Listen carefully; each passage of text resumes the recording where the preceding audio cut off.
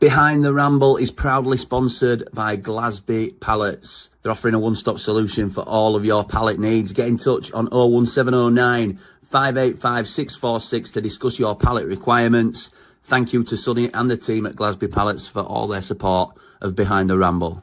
Coops here. Subscribe to Blames Ramble. Keep following, and all the best.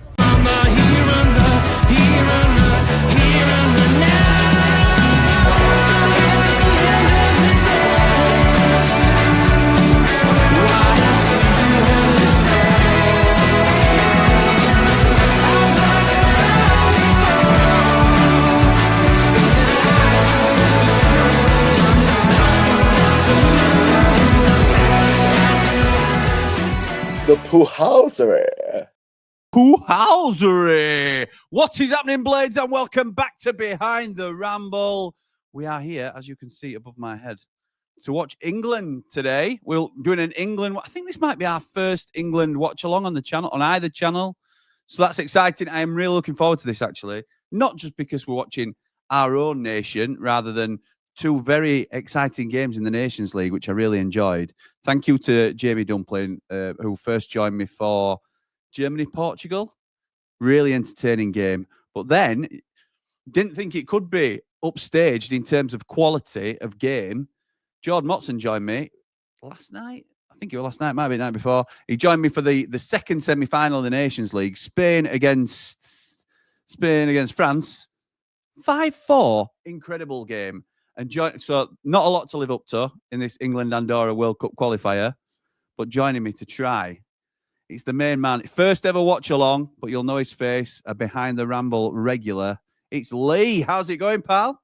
I'm good, mate. You've killed me again, haven't you? Why have I killed you? All that build-up for everybody else, and then we've got to live up to it today, haven't we? Absolutely slaughtered me straight away. No, it's crazy. At least it's 0-0. It's been 0-0 now, ain't it? Not against Andorra, surely. Surely. I don't like to ever be disrespectful to the opposition, but I'm pretty confident we'll have many Andorra fans joining us in the chat tonight, so we can be a little bit biased. We're watching our nation today. And again, I am going to be carried, and I don't mean to build Lee up to be to sort of build him up towards a fall, but I am going to be carried by my co-host today because I've been out most of the day at Lightwater Valley, chasing kids around and trying to get on rides and all sorts of things. Lee has been doing his homework, as again, something that we're not used to here. So you're going to give me a detailed history of all the Andorra players, I think, aren't you, pal? Is that what we're looking at? Not at all, because there's hardly out you can find about them. I've got some ideas. I could hardly find their logo for this. So so tough. So I'm not even watching England game yet. Build up because I've got Challenge Cup final on. Fair. I don't blame you, mate. I don't blame you. I've got it muted now, so yeah, I'm ready to go if you miss anything. But even I like to sometimes do the lineups side by side, as you know, where I'll put it on screen as we talk through the lineups.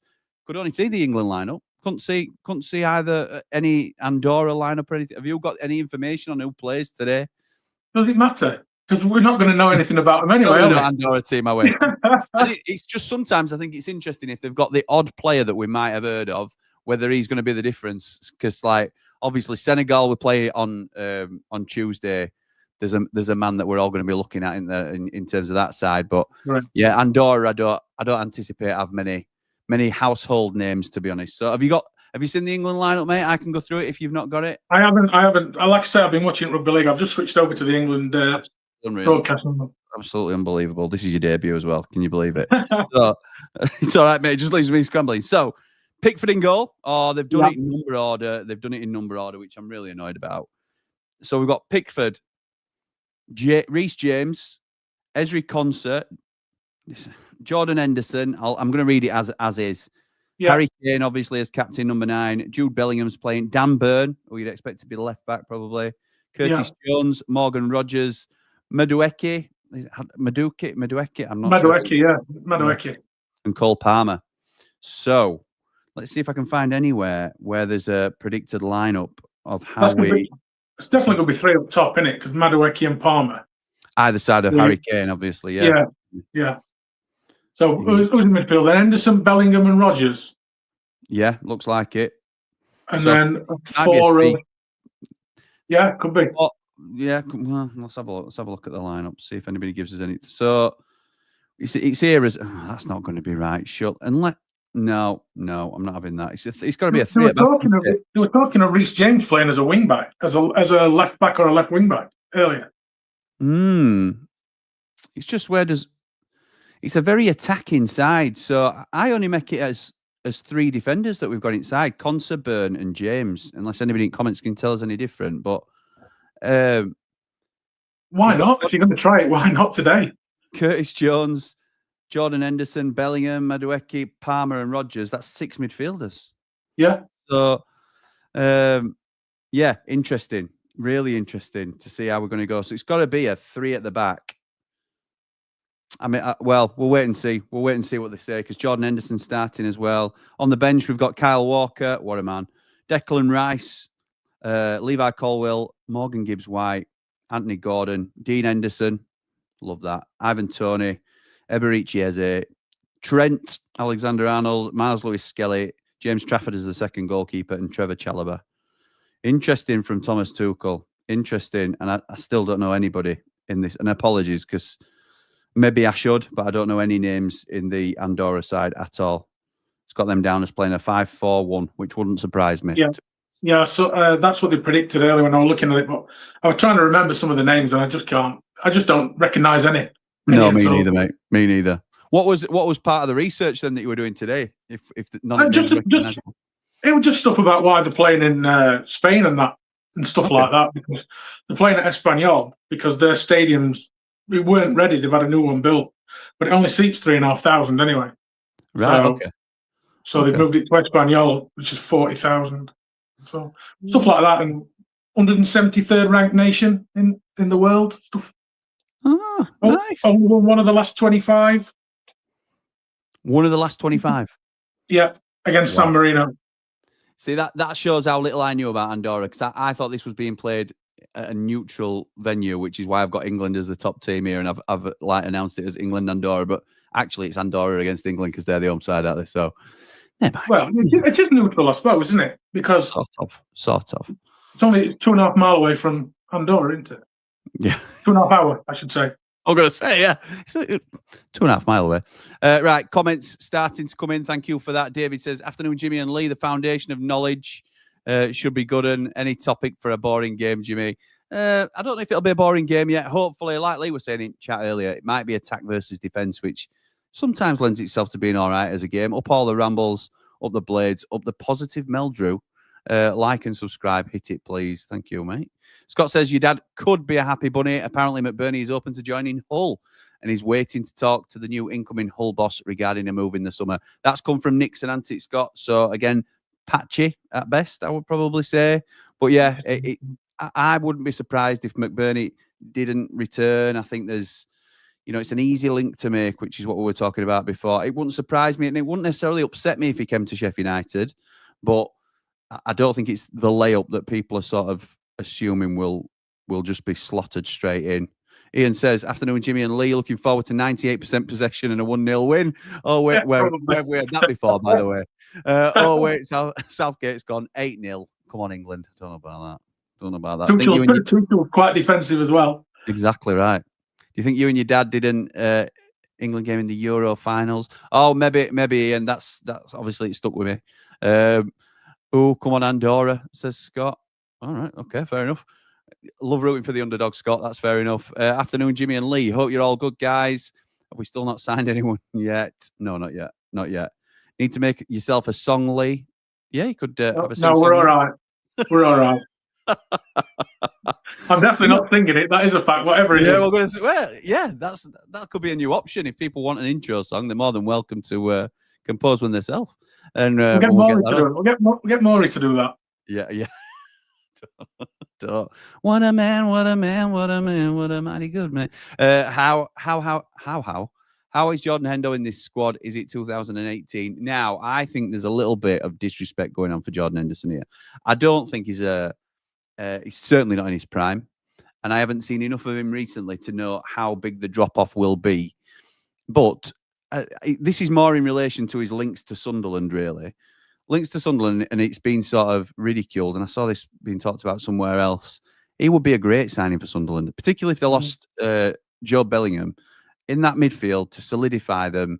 You know, it's an old favourite coming back. It's like if we got somebody that we loved at the club for a long time and came back and just they're not there to make up the numbers. I still think he could do a job in the Premier League. Probably, as I say, I haven't fully seen where the drop off has had him land.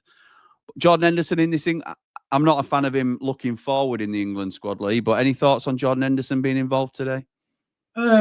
Surely we've got younger and better somewhere in the England setup.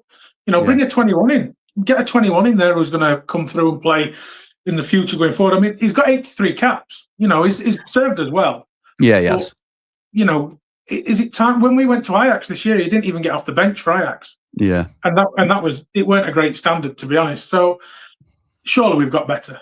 That's all I'll say. I think he's been very good for us, but it's time. Move on. Yeah, I agree. But have we got anybody that can do the job he does, really? It's a specific role. It's one of the unsung roles, really. He doesn't do anything flashy. He just does the sensible stuff really well. And look, if he's gone down a peg or two, and like you say, playing in the Eredivisie and not being able to hold down a first team place probably speaks volumes in itself. But have we got somebody that can really do? I mean, Declan Rice is the main man, obviously, in that position. Yeah. But if you are trying something else out, I completely see what you're saying in terms of have we got somebody else like a Scott Wharton maybe that can come in? And is it Scott Adam Wharton that can come in? Yeah, and do a similar it's job? Progressive, isn't it? Adam Wharton's progressive when he gets the ball, so it's not a bad shout. But again, who else? Off the top of my head, I'm struggling because we're blessed with attacking midfielders and good forwards. Yes, but when you look further back, holding, we are, you know, we're not as blessed, are we, with good defensive players? No, you know, which is, you know, ironic because when I grew up watching England, it were John Terry, it was Sol Campbell, Rio Ferdinand, and you know, brilliant centre halves that you could really depend on, and Gary Neville, Ashley Cole. That's what I remember watching. So Terry Butcher, me. Well, there you go. Stuart Pearce and a few others, that were real sort of stalwarts in that England side. And now, I don't know if we've properly nailed our defence in this England side as well. So, Ben says, Gay's injured, isn't he? Yeah, he is. Yeah, I think so. Yeah, I think so. How come Tomori gets nowhere near this England side? That's a great question. Great question. Because he's unbelievable. Is he still out in Milan? Yeah, AC Milan. And you don't get it. You'd think a top European side playing regularly as well, then he'd be. I think he got Defender of the Year. He got Defender of the Year, I think, either this year or last as well in AC Milan over in Italy. Ridiculous, then, isn't it? Ridiculous. There's got to be an injury or something. Then got to be some reason keeping him out. Afternoon, lads. Up the England, up the Blades, up all the Rambles. Like and subscribe. Thank you, Ben. Sackable offence for picking Jordan Henderson, says Dodgy Motson. Wow. He's only been in 2 games. I know. Unbelievable, Jord. He's a lot more neutral when he's on screen, I'll tell you that. Kershaw says, don't understand how Henderson gets in. Loads of decent English midfielders in the Premier League. I'm not trying to justify his selection. I'm trying to give points both ways, really, because I haven't seen the drop off, and you guys may have seen more of him than I have. But I'm trying to understand the reasoning why he might be involved. Ridiculous that he's starting, says Ian. I'd have Peck in the middle over Jordan Henderson. Andorra playing a 5-4-1 formation. Doesn't surprise me that, Ian. After what Lee's just described to us, 173rd in the world or something, 1 win in 25. They will be trying to shut up shop today against us and hitters on the counter if they can. I'd have against the mighty San Marino as well. Oh, well, there you go. Poor old San Marino. England are playing a 4-2-3-1, says Ian. That'll be interesting. Okay. I'd love to see where everybody's playing then. Maybe Curtis Davies at right back, which is what I've seen online, but I couldn't fathom why we'd do that. So we'll see. It'll probably come up on screen close to kick off. We're 15 minutes away at the minute. Jamie Dumbley says, evening, guys. Loving the shirt, Lee. What year is it? Also, I think the formation is 3-4-2-1. There you go. So I think some might be Ian saying 4-2-3-1. Jamie saying 3-4-2-1. Sometimes when you see them on the apps and things like that and on the websites, they are speculating until it's confirmed. So if you've read it somewhere, it doesn't necessarily mean it's definitely going to be that way. Jealous of that beard, Lee, says David Morwood. There you go. He had his Alan Cork, didn't he, prior to Quality. Wembley? I loved him. I thought it was I didn't class. recognise him when he took it off. Did you? I mean, he could move his head about a lot more freely, but looking at how big it got. Afternoon, lads, from an abysmal Lincoln, says Mark Meldrew. What?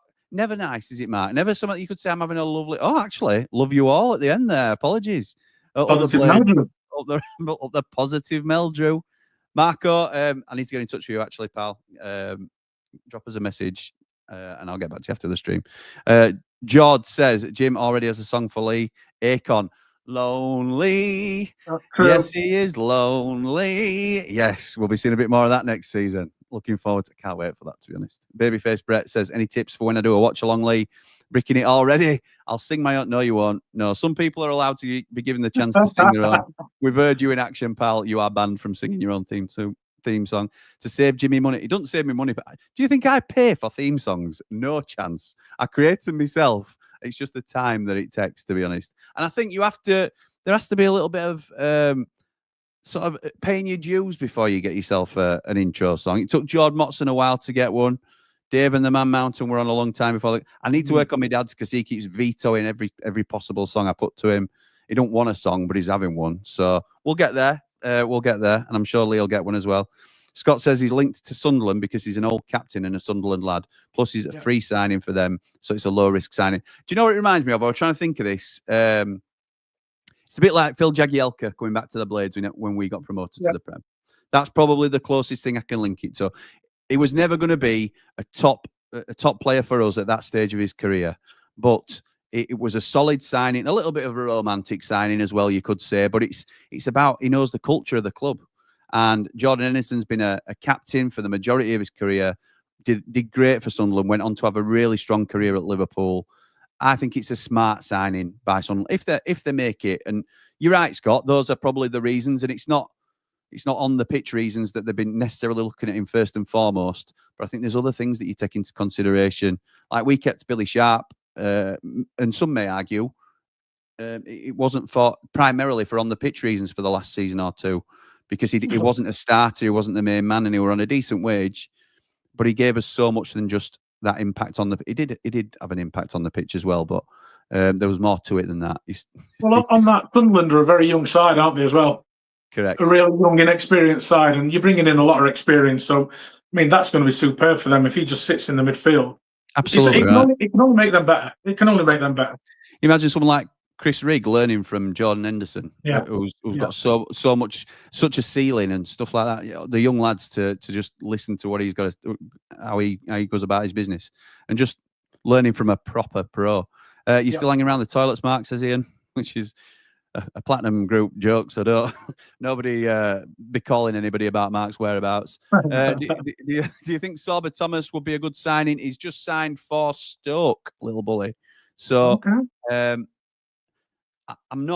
I don't think he would have been a difference maker to Sheffield United particularly. I think he's a decent championship player, but what he would be is a winger in a squad where we're playing with wingers and we haven't got any wingers. So it would have fit our squad mould, but I don't think we've missed out by him going to Stoke particularly. What do you lads think of this Ethan Galbraith link? You are asking the perfect man, Ben, because Lee is the man with a direct link to Ethan Galbraith. Ian Galbraith. That's probably his granddad. Ethan Galbraith's current club, Leyton Orient. You've got significant family ties to Leyton Orient, haven't you, Lee? So you've got the lowdown on him. And to be fair, this is probably a little bit of a spoiler because I'm going to be tapping into what Lee knows for our 10-minute transfers on Monday because we've got a video of that coming up. But what do you know, pal? What do you know about Ethan Galbraith?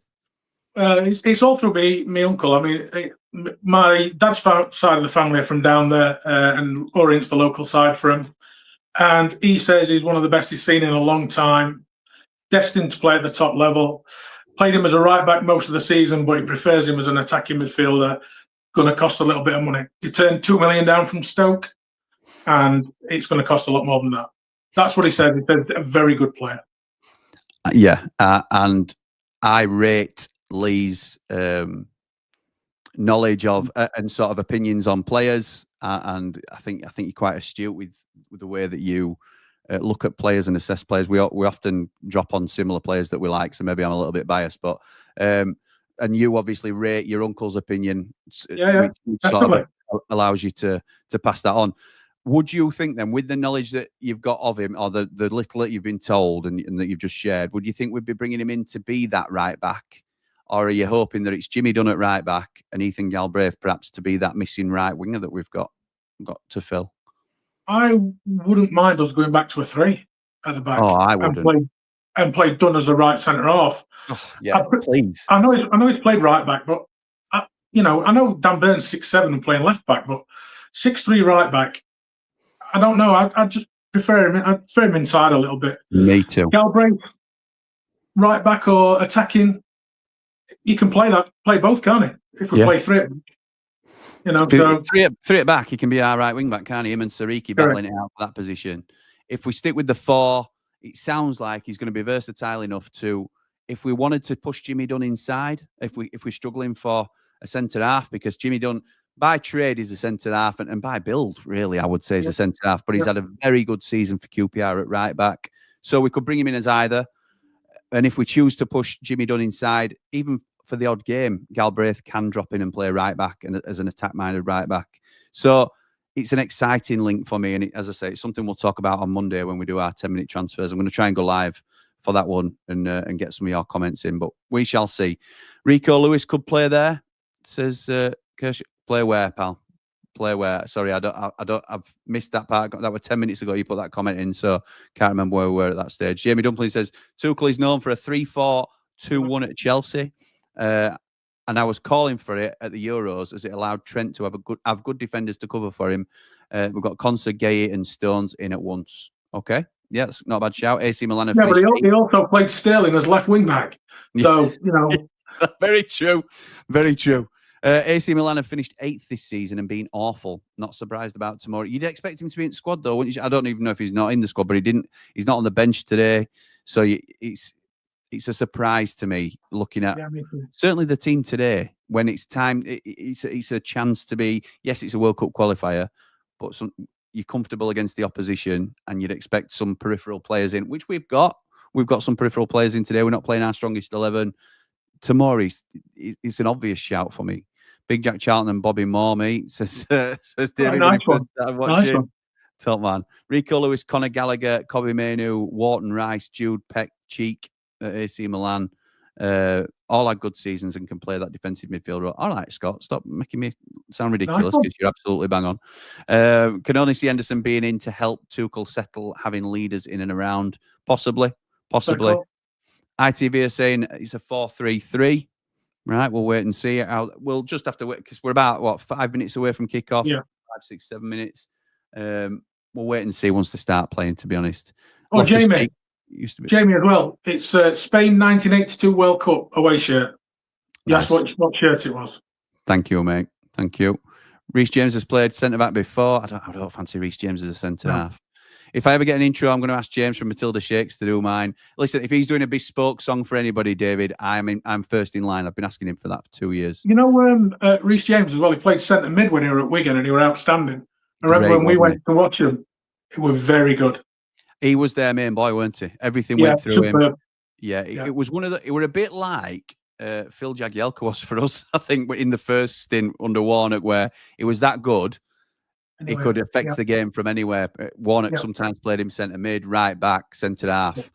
And I think, my dad was saying at one stage that he thinks that's what stalled his move for so long because he hadn't nailed down a position that a top club could come in and say, right, he's a brilliant right back or he's a brilliant centre half. Because Warnock just thought he were a great footballer and played him. And Reece James showed that at Wigan, to be fair. You could use Peaky Blinders, Red Right Hand for your dad's song. I could, but no copyright songs. No copyright songs, you see. So it's got to be an original song that usually I end up creating through AI or a Matilda Shakes song, which is absolutely brilliant, but obviously doesn't tie into any particular person. And I like to have it for it to have a bit of a jokey undertone. Palace potentially being banned from Europe because their ownership is a disgrace when the Red Bull can do it with Leipzig and Salzburg. And I assume Rangers and Leeds, if they ever come to that position, obviously, let's hope not anytime soon.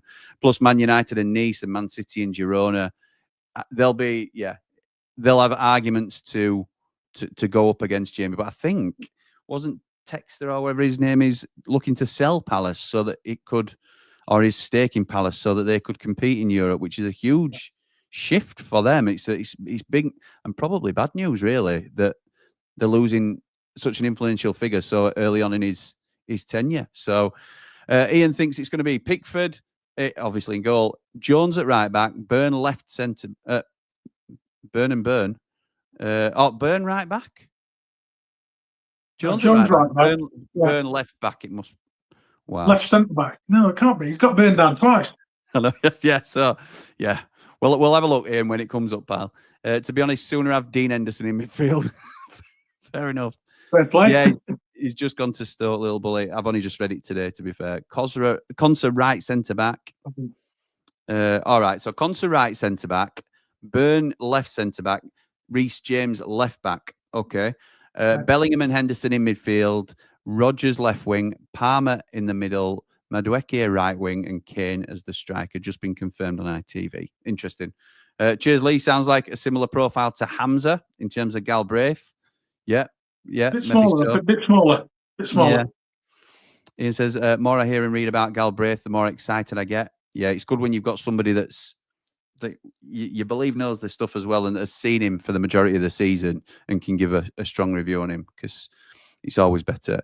So Jones, Conser right back, Conser right centre back, Burn left centre back. Yeah, okay, we've got the back line now. Thank you, pal. Blades flag on screen, says David. Lovely. That's what you love to see. Got it in the plat chat, says Jamie. Nice one. Rye Dudley says, if Henderson can play for England still, then Meslier could be France's #1. Ray says, I've only just seen that England are playing. Just shows what interest they have in watching any other game other than the Blades. Up the Blades, up all the rambles, like and subscribe. There's no one in the ground, says Jamie Dumpling. Standing for the national anthem. No, you'd only see me belly on screen, pal. You don't want to see that. Stuart says, yes, Jim Bob, you've been out in the fake taxi today. No, I've been at Lightwater Valley today, pal. And fake taxi. And steady on. I nearly skipped over that. I've not been out in the real taxi today. I've been at Lightwater Valley with the family. Just got back in time. Managed to say hello to Lee. We're going live. Is that all right, pal? And I'm like, yeah, fair enough. That's true. Yeah, you've done me there, Stuart, haven't you? You've done me there, pal. Fair dues. And I'm considering. I'm quite tired, to be honest, but I'm considering jumping in it tonight after this stream, because not only would it be my first Saturday night, but it's Eid, I think. I think it's Eid. So a lot of the drivers may well be otherwise unable to work or obviously celebrating and with their families and stuff. So there may be a chance I jump in. Depends how that's why I've got a coffee for the game today, which I wouldn't normally have at this time because I'm a bit soft like that and can't usually have caffeine after 12. So there you go. We're up to date. They're just singing the Andorra national anthem. And you're right, there's hardly anybody there, is there? Just looking behind them, there's loads of empty seats. So there you go. But it's only 2.5 miles in it from Andorra, Lee, so I'm surprised that it's... Well, I think there's only something like 83,000 people live there, I think, if I read that really? right. So really? I think so. Yeah, it's only small. Look at this. Unbelievable. We are playing match bingo today. I don't know if Lee's got ready with his cards, but I just did not have time to buy one. I'm going to buy one now. I haven't, and I'm using my phone, so I can't really get on it. Don't worry about that, pal. I will represent. And did you know Andorra's got the highest capital city in Europe? No, I did not know that. There you go. You can have that. Have that for free. Thank you, mate. Thank you. This afternoon weren't wasted on you doing that research, was it? It were an hour for about 5 things. That rate. Love to see it. Love to see it. Now, do you know what? I don't know how much interest there will be in match bingo for this, so I'm going to buy 5 cards. I'm going to buy 5 cards because I won the other night. So let's do that. And if I'm in the draw, then hopefully I can get there with what less people. What profit did you make? I got one line, but it got split between 2 of us, so it was 12.5 quid. So if you're not already playing match bingo and you want to get involved, you can either scan the QR code on screen or the links in the description to join the group. Oh, there's 24 players. Oh, what have I done that for then? Oh, well, we'll see. I've gone all in for this game. So I think it was Raj last time that took not only a line, he took the full house, and then he took a split of the second full house pot. So fair play. Not really. Not right, that. Not right, is it? Not right. No. Not right. England fans behind both goals, says Dodgy Motson. Wouldn't it make more sense to be in the taxi when events end at local venues like stadiums or Wakefield Arena? Yes, you do get Wakefield Arena. That's a bit of a stretch for what it is, pal. But yes, they do let you know when like the rugby's on and stuff like that for you to be in and around the area for those sort of things. It's quite good like that, to be honest. I've sort of resisted doing late nights because I don't want anybody throwing up in my new car and stuff like that. But I do think it could be quite lucrative. So I am interested, just as a point of interest, really, to see what happens with it. Scott says, according to Liverpool Echo, Coventry leading the race for Michael Keane. Blades still have interest in him. I think we'll have interest in a few. I think we will not scattergun it, but I think you'll hear our names linked with an awful lot of players this season, particularly defenders. When I get taxis after United matches, you're paying so much. Well, that's a good sign for me then. That's a good sign. And I'm just going to make sure I get my timer right before I read the next comment. So where is the first half timer? There you go. There's the boy. Looks like a friendly game. There's hardly anybody in there. Right. We're off. We're off. That's good. Strange would have thought Amsterdam would be the highest European capital. Hey, but like that. It's good that. That's clever that, pal. Good work, pal. I don't rate Keane now after hearing Andy the Blades review, says Ben. Yeah, my dad definitely does not rate Michael Keane. Obviously, he was well thought of in the game at one time to go for 30 million quid, and he'd be dropping a division. So whether that has any impact on how he performs, I don't know. I don't think I saw him when he was 17. I saw him at Man United playing for the under. No, when he was 16, playing for under 16s at Man United. My son were playing for the other side of Sheffield at the time, for the academy, and he was decent then. But Ravel Morrison and Jesse Lingard were the best two players on pitch. Yeah. Shot on target from Bellingham. Well held by the keeper, straight at the goalie. Minute gone. Take that comfortable, innit? Straight at him. Yeah, it is. It shows a bit of intent, though. It does. It does. Shoot on sight when you get half a chance.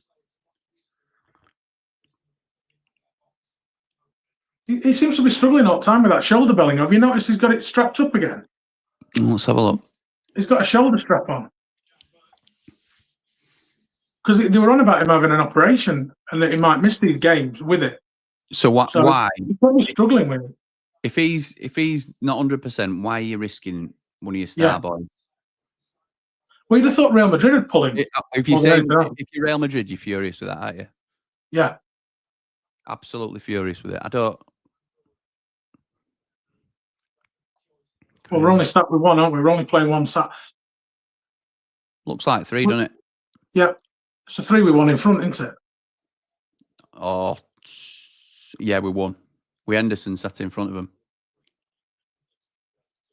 Looks like Bellingham just got a free roll, hasn't he? Go where he wants. Which isn't a bad thing, is it? We're a player that. No. Well, he's played well for us when he had that role, hasn't he? You know, just behind, do what you want, sort of thing. And it's sometimes just been a little bit of, because obviously Grealish were in the conversation for some time. He's dropped down the pecking order a little bit. Phil Foden's not involved at the moment, and it was always a case of how do we get this talent to play to their best when they're all similar in terms of wanting that free role and wanting that freedom at the top of the pitch. We've had that quite a lot though, haven't we, in history? Where we've got as best players, we've got three in the same position, and we have to move them around. I mean, the old one with Gerrard, Scholes, and Frank Lampard was the one, wasn't it? Then we had Joe Cole as well, you know, trying to get in that position as well. And obviously, I don't think he were at the level they were. We were a cracking player. Oh, nice little. Oh, you're not giving a free kick for that. Maybe. Who was the best of the three then? Scholes, Lampard, or Gerrard? I think they're all very different and they play different roles. The best all round is Steven Gerrard. Yes, he is. But I've got a thing for Paul Scholes. I just like his range of passing and the way he gets about. Lampard box to box, wasn't he? Yeah, I completely agree. You can easily make an argument for any of the three. Yeah. I think Paul Scholes was the most naturally talented of the three. I think Gerrard was the best overall player and Lampard's best goal scorer. So Yeah. Oh. Gerrard, on Gerrard's side as well, a fantastic athlete, weren't he? Yes, As well he as was. being a good footballer, you know. He So could play as a 6 and 8, or you'd have been comfortable as a 10, I think, as well. he So could play as a right back and be best player yeah, on the pitch. he could. Yeah, he could. What a player he! I think we often take it for granted, some of the players we've had that have played for our country, because David Beckham obviously is another one he's obviously going to be knighted next week, but because he was such a bit of a celebrity figure, I don't think he ever gets the credit. And I've had this argument before where people say he definitely did get the credit. I think he's one of the best players that we've had, David Beckham, in terms of ball delivery and set piece Oh yeah, takers yeah. and creativity. Technique-wise, he was outstanding, wasn't he? Left in swinging corner from England, it just gets cleared and it's offside on the as he collects it at the byline as well. So You're having to do Mopson. You're having to do George's part today, aren't you, George Mopson? You're having to do commentary. I'm just rabbiting. I'm doing your bit. Don't worry, mate. Don't worry. It's going to be poor for a blow-by-blow account if that's what anybody's hoping for. Because if I'm leading this, then don't be expecting much.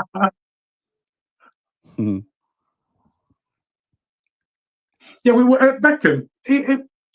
I'm not going to knock him. I thought he was fantastic for England. But is he one of the best we've ever had? I don't think so.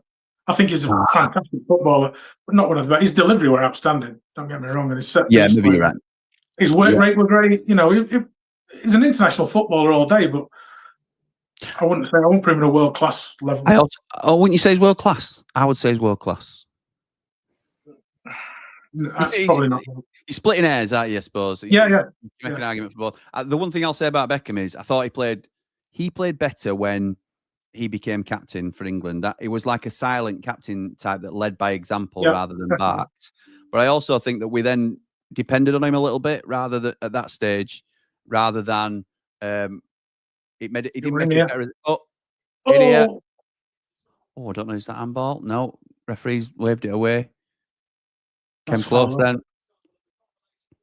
Who had the shot? I couldn't make it out. We'll soon find out. It's a Bellingham nice inside ball. Bellingham with a little back step. Was it Morgan Rogers? No, Curtis Jones. Curtis Jones. Curtis Jones, I think. I don't really know much about Curtis Jones. I've watched Liverpool games and he's gone. I've not really noticed him, in games. Yeah, I honestly thought it was an attacking midfielder. We've got him playing as right back here. Like he could play on the right wing as well. I understand that, but at right back, I don't know. People will know better than me because I haven't seen an awful lot of him myself. Yeah, same here. I'm saying that I suppose it's going to be hard to stand out in a team like Liverpool when they've got some good players, haven't they? So if you are standing out, you're a top player. And not only that, but to maintain a place in that Liverpool side that's won the league as well. There's obviously a real player there, isn't there? So yeah, definitely. Why is the Andorra game being played in Barcelona? Jamie, if you'd have been listening to Lee's earlier explanation, you may have known. 23 seconds ahead. No spoilers, Jimmy. You're 15 seconds in front. Dublin Blazers. Afternoon, lads. I was listening to your commentary while cooking my dinner. I can't, in all honesty, waste 2 hours of my life watching crab football. England beating ski instructors. Maybe Wilder can take tips with this formation. Looks more like a 3-4-3 in attack. It does look a little bit like that, to be honest. Henderson's very deep though, so it's more like a 3-1. Yeah. Bellingham's outside. 4-2. Bellingham does well there. Yeah, I've done well. Retains the ball on the right hand side, just creeps into the box, crossed in, but the key is too close to the keeper and it collects. They can't get deeper, these. No. They are just. They're sat on the 6-yard line, aren't they? Yeah, absolutely. Looks like there's just England fans there, to be honest, says Ben. Lightly says it's not it's a very small country. Watched Dilliman play against Ireland last night, says Dublin Blade. He hardly got a kick first half, but in the second half he played much better when Senegal brought on their big guns. Poor game, if I'm honest. They can't defend corners. Interesting. Dan Byrne now out to. Is that Reece James? Reece James, yeah. Yeah, playing at left back. Left-sided, left centre half, I suppose. We've got that Skelly, haven't we? Is it Miles Skelly? Lewis Skelly, yeah. Yeah. So, and he's your left back. So it seems odd not playing a left back at left back, doesn't it? It's a little bit of a conundrum today as to why he's gone with the names he has. Having said that, again, I'm not overly familiar with a lot of the. I haven't been watching the Premier League, to be honest, a lot this season. I don't think we will next year either, Jim. No, that's true, mate. That's true. But the team out there is 100% good enough to win the game. So there's no criticism in terms of who he's picked him. It's just a conundrum as to why he's picked him and put him in this sort of. So we're Maybe playing it's a new system. We inverted wing backs. We've had inverted wingers, haven't we? Maybe it's wing backs. Yeah, that's right. What do you think possession stats will be? 85% so far. Yeah, easy. I don't think they've had it, have they? No, they got an early kick down the right hand side and collected by Pickford, and that's all they've had it. That's Only when it's been turned over, like goal kicks and the like. So it's a free kick to England now on the edge, on the left-hand side, in line with the edge of the box. That's a poor challenge from 23. Madueke. Were he at Arsenal as a kid, Madueke? And I know he went to PSV, didn't he? I believe so. I don't know whether they went to PSV, but I know that I think he was previously at Arsenal. He's at Chelsea now, isn't he? So yeah. Let's have a little look. Old nonny. You've got to be looking for Dan Burn, surely. Oh, no, his youth career with Tottenham. Oh, were he Tottenham? Yeah, with Tottenham. I thought it was Arsenal. Well, Conte's gone down at back stick here. Have they got VAR, do we know? They should have, shouldn't they? In Espanyol. World Cup qualifier as well. You'd hope so. Should be, yeah. Conte's claiming for it. It's not going to be given. I was looking at it.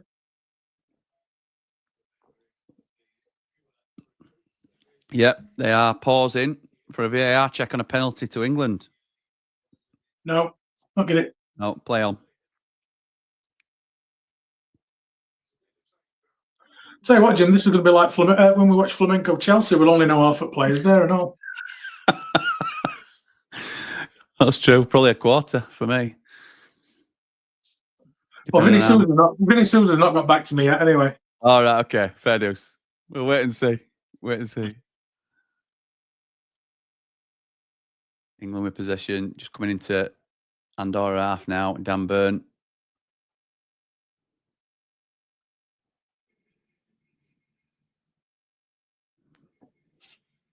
It's going to be hard to lift tempo from this. You know, we are the defending. You've got no space, have you? It's a real low block in it. I think the kids call it. Nice turn from Bellingham. He's looking sharp. He's a good player. Yeah, yeah, it's not bad. He's a good player. Yeah, I'm not sure about his brother too much. No, me neither. Me neither, mate. He had a good start to the season, didn't he? And then he went quiet about him a bit. There's no doubt it could be a good player. Yeah. I have not seen anything to see as an elite Dortmund level player. Oh, it's a lovely cross into the box, and Harry Kane just misses it basically. Yeah. Misses it, and it's cleared by Andorra. Could be quite the frustrating one for England, this. I think we will break through, but they are just spoilers at the minute. It's damage limitation, and we're 12 minutes in. I've got a note about that number 23. I remember that name. Have a look. I have. Oh, lovely ball through. Madueke. Oh. He's an international standard snowboarder. Oh, nice. There you go. Number 23. Yep. What's his name? God knows. It's not going to be like this on Loan Report, is it? Yeah, that lad was sent to, Where is it? Where is it? Lad, dark hair. Yeah, don't know much about it, but he scored a good goal. Lovely cross in swinger, headed clear by Andorra, edge at box. Madueke, it's saved and palmed away by the keeper. It's an England throw deep in the Andorra half. Good save from keeper. Decent effort from Madueke. It's going to be an out of play, but is it another corner? Their number one, who's obviously not him because he's got 12 on his back. Number 12. But Yeah. they're number one as the largest hands of any goalkeeper currently playing international football in Europe. Wow. Is Michael Right. Verrick no longer playing international football then? Oh, we can't have, can he? Evo has, though, hasn't he? But he Evo, never yeah. gets his hands dirty. His hands are always clean. He's got the cleanest hands in all of international football. Too right. Croatia's number 6 or something. He was handing his gloves over to kids on cop, and they were clean. He'd never caught ball all game, had he? He just picked it out back at net. It's just whether they could sew that hole in the middle that he'd left. That's the problem. Corner to England again. This must be corner number 4 or 5 already.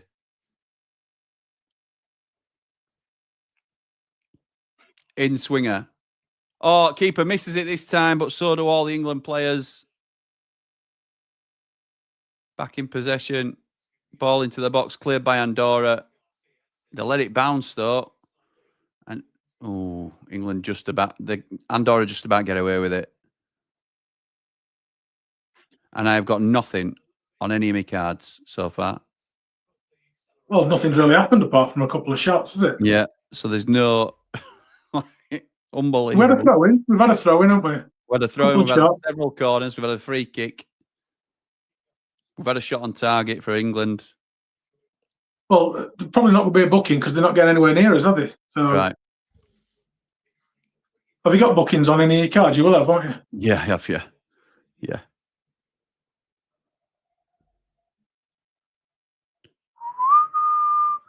We nearly signed him, didn't we, Cole Palmer? And he had that good game at Charity Shield, didn't he? And they said, you're not having him. It sounds unbelievable now to say that out loud, but it is a true story. True story. We had lined up. It was between Cole Palmer and James McAtee, who we signed, and we decided to go with Cole Palmer. And then he played in the Community Shield for Man City, and Chelsea came in with a £40 million bid on the back of that, which is incredible. So he'd have been on loan at Sheffield United in the Championship had he not played in that Community Shield. He had a narrow escape then, didn't he? Yeah, he certainly did, mate. He certainly did. The rest is history, as they say. Yeah, it's done well. Jamie Dumpling says Miles Lewis Smelly is a left back who can drift down the line or into midfield. So what Curtis Jones is doing, so what not playing that unless Tuchel wants to emphasise the fullback drifting in. Another corner from England. It's punched clear, but it's poor. And Bellingham falls over and Andorra scoop it clear. But it's only out as far as England, and it's another corner. Cole Palmer. Looking at that keeper punch that, they could do it with bigger hands in goal. They could. That was terrible. It were a garbage punch, that. Luke thought it were a penalty. I'm not convinced, to be honest. Walker Colwell, Trent Alexander-Arnold. It's going to be another corner for England after a deflection takes it out. Yeah, we've gone Jones. It's weird to me. Plus James is a right back, so that's 4 right backs in the squad. Colwell's never played on the right. He's left-footed, says Jamie. Ignore me. I'm thinking of another Chelsea player. Jamie says, notice that wingers playing on the side of their strongest foot. Madueke usually plays at right wing and he's left-footed, but today he's at left wing. Yeah, that's maybe put crosses in it. Send us around the sides because they're going to be tight. And that is true. They have been low block, like we say. Deep, I would call it. Crossed in again. Conser took it on the chest and tried a volley, but it's cleared by Andorra. I think this is the longest they've had ball. Yeah, it is. Ball through, back to the keeper, and he knocks it out of play just inside the England half. The horns in the England games do my head in. Mute it, pal, and listen to our inspired commentary if that's what you want to do. I've got it muted, so. Nick Cook says, afternoon, Jimmy and Ramblers, just tuning in. Anything to shout about yet? No, pal. Nothing at all during this game. Lee's given us some facts about the Andorra subs. One sub and one who's playing. One sub and one play. Oh, we're in the box here, Madueke. Oh, how was Harry Kane not scored? Oh. Terrible touch by Jones. And he's got to score. Oh, my God. Kane has missed what is essentially an open goal from 6 yards out. Well, 2 good chances in one, really, isn't it? In one move. Yeah, it is. So Madueke comes down the left-hand side, like Jamie Dumplings talked about. He gets into the box, left foot across the 6-yard box. It comes to Curtis Jones, who has a terrible first touch, which means he can't shoot. He has to pull it back for Harry Kane. Kane's missed the first cross by Madueke. The pull back from Jones, he puts wide of the near post. Really poor from Harry Kane. Really poor. In a game that he's only in to get his goal tally up. Yeah, it's shocking. It would have been blocked anyway. That defender were right in front of him, weren't it? But he's got his target. He's a great player. Don't get me. I don't want to be sort of misconstrued as to saying how ridiculous is Harry Kane, but that was terrible, absolutely terrible from the main man. I've got something about that 17. I've got something about him. Tiamos. Go for it, mate. Was a World Junior Ballroom Dancing Champion. There you go. Right, the challenge is laid down to any future commentators. Can you get more obscure than that with your facts about any of the players on the pitch? You can find more about stuff like that than you can about what they've played, who they played for, and how many appearances they've got. It's crazy. This is everything I've got for an hour. And what the actual starting lineup is, until it's on screen from the TV, we've no idea. Crazy. You'd think with it being a World Cup qualifier that like FIFA would have the details on the website or something like that, but no. I looked at the squad on UEFA's website, and it's got the numbers, it's got the names and everything like that, because that's what I've used for this. But there's nothing. There's nothing at all. You thought even FA might have put something on theirs. You know what I mean? Yeah. They were very little. Reece James playing as a left back. Look, he's a good enough player to play left back. Absolutely no doubt about it. It's just odd to me when he's struggling there to take the ball because he's having to try and control it with the outside of his right foot. He don't. It's not smooth for me. Not at all. Well, I've got to be honest. I like left footers on left side anyway. Yeah, absolutely. Absolutely, natural balance, even left centre halves. Yes, yeah. People sort of have a little dig at Wilder for that at the moment, and I would rather have had an L playing left centre half than Jack Robinson with Rob Holding in there as well. But I do think there's merit to the left footer for balance argument. Yeah, definitely. Especially the an L over Robinson. That's just a talent thing, isn't it? It's not about what foot he's got. That's right. Right, fair enough. But not just that though. Hang on, through ball from that's not a foul. Oh my word! It's a really dodgy clearance from Andorra. It's out for another corner, but it's the speed because a lot of teams now play out from the back. It's the speed that you can get it along your back line. They are so tight and blocked and low, aren't they? Yeah. No.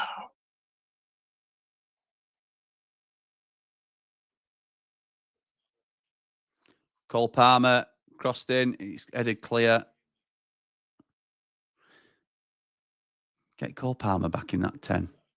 Yeah. Definitely. He's out here wide left now. And it's just... And he's only there because he's taking the corner, I think, but it's... What's Jones doing over there, though? I know. He's in the 10 role now. It looks like Bellingham's just drifted out wide as well, which... Cole Palmer now gets to the byline, but he's forced backwards. Can he take on his man? It's not going to look like it. He's going to have to pass the ball. He does, but he loses possession. Oh, he might be back at Sheffield United if he carries on like this.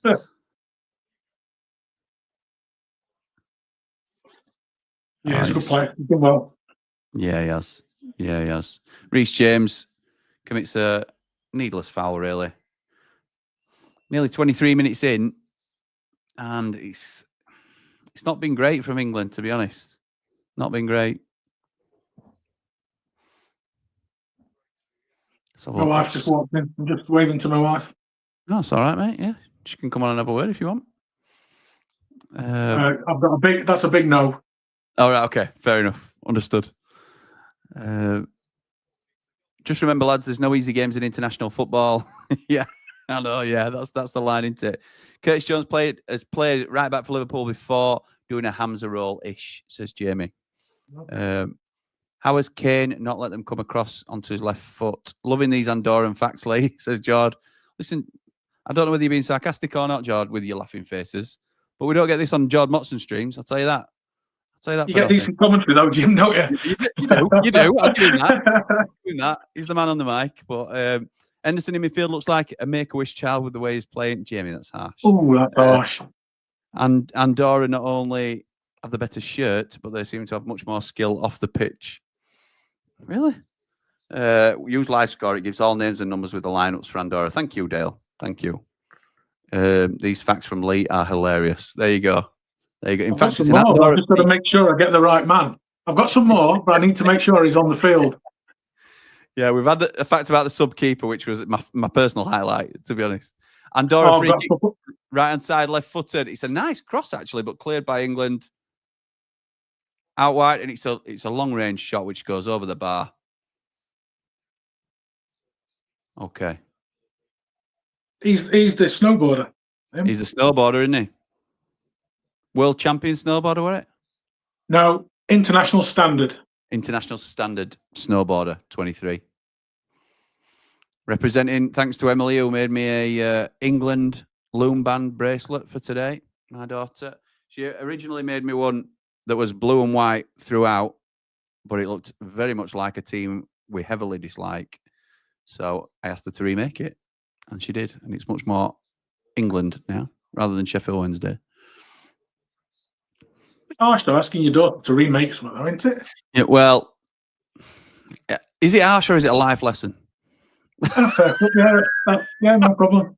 No, Yeah. to be fair, I apologise because I said it was my mistake requesting like a navy and white one, not realising it would be so close to Sheffield Wednesday. But the majority of our viewers are Sheffield United fans, so I'm not entirely sure I can wear that on stream. She says, "Oh, don't worry, Daddy, I'll remake it." That's my girl. What? That's my girl. Tell you what, lads, this game is leaving that France-Spain game in the shade. That was rubbish compared to this humdinger. You set it up. You set it up at the beginning, Jim, didn't you? I said it'd be 0-0. You set this up. I did. Listen, it's not to do with quality at game.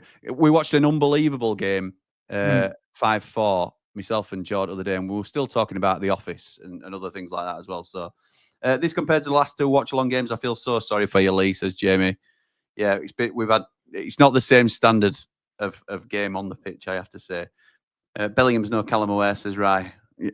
A very true statement. A very true statement. Probably not how you're meaning it though, Rye. No sarcasm here, pal. I'm just finding it funny at what they've done in life.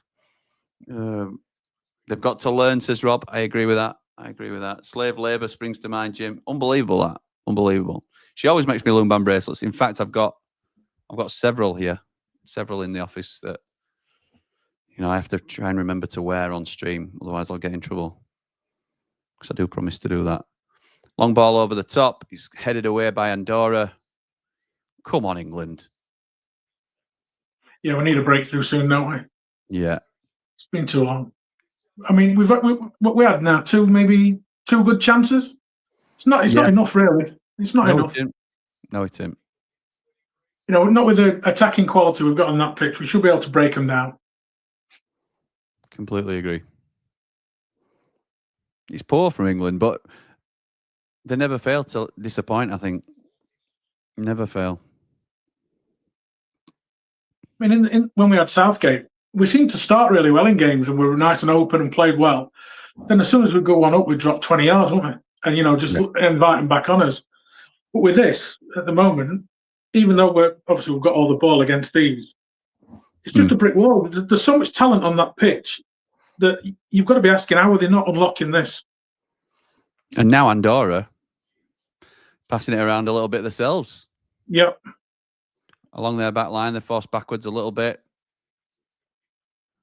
And now it goes back to the goalkeeper, Sheffield United-esque. Long ball forward and give away possession. And then they've just gone straight back in, haven't they? Yeah. Everybody behind the ball. Yeah. Tight, compact. It's going to end up being something like 2-0 in last 10 minutes, isn't it, when they tie it? Yeah, it is. Just pass it around them, tire them out. Yeah. Try and bring him out a little bit if you can. Move him around. So disappointing. Madueke now on the left-hand side. 2 men on him. He has to go backwards. Reece James. Don't go backwards yet. Madueke again. Just can't unlock it at the minute. Reece James with a curling cross into the box. Headed away again. And there's an offside. Everything's defeat, isn't it? There's nothing. They can't get ball in front of them and take them. Everything's, it's defeat. So you stood still. Yeah. You're from a standing start all the time. That's right. You've nothing to run onto. No. And if you can't beat him with a trick, you're going to have to go backwards, aren't you? Yeah. David says you can tell it's the off season when we're reduced to watching pub football. That's right, mate. That's right. It's unfortunate this is supposed to be the elite, and individually they're brilliant players. They just can't perform as a team. Having said that, it's a patch. It's the patchwork England side. What a lovely bit of play that is. That Curtis Jones, Harry Kane now will try and get a penalty out of that, but it's nowhere near.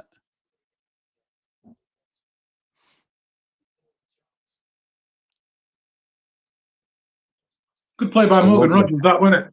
Lovely tackle. Yeah. Good play. Good play by Curtis Jones. Well, Morgan Rogers, wasn't it? Oh, was it Morgan Rogers? There you go. go. Morgan Rogers. Lovely little turn, weren't it? Yeah. Took out 2 men. Look at this. Reece James. It's intercepted. He tries a little cheeky ball through the lines and it's intercepted easily. Andorra recover the ball. They're likely going to go backwards now. Oh, they chop it further upfield and it's give away possession themselves all the way back to Pickford. It's a lot of Chelsea players. I need Tuchel. Yeah, that's right. We got. Let's have a look here. Don't think I've ever seen England play well against one of the lower sides that sit deep, says Dale. England have never been eye-catching. They remind me so much of us Blades. Slow build-up, score one and just hold on. Maybe every so often score 1 or 2 more. Fair. That's a fair comment. It is fair. Jamie says, so with the goals that the previous 2 watch-alongs had, are you prepared for double digits or the number 6? There's no number 6 planned, mate. Don't you worry. Don't think I'll need it. Everyone behind the ball, tight, compact. How are Andorra playing? Nobody wants to take a man on, says Rob. Not the best game so far. I thought Southgate had left, says Kershaw. Oh. Absolutely, mate. Madueke. Is that Madueke? No, it isn't. Yeah. Yeah, it is. Yeah. He's looking the most likely to make something happen at the minute. Yeah. He's willing to have a go, isn't he? Yeah, he is. He's running at players and taking them on. Like I said, when it's not from a standing start, making it very difficult for him. He is trying.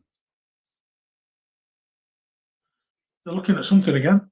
Yeah, they are. Just another pause for a VAR check. This is how we're going to break through, isn't it? We're going to get a lucky penalty decision or something like that. Oh, hang on.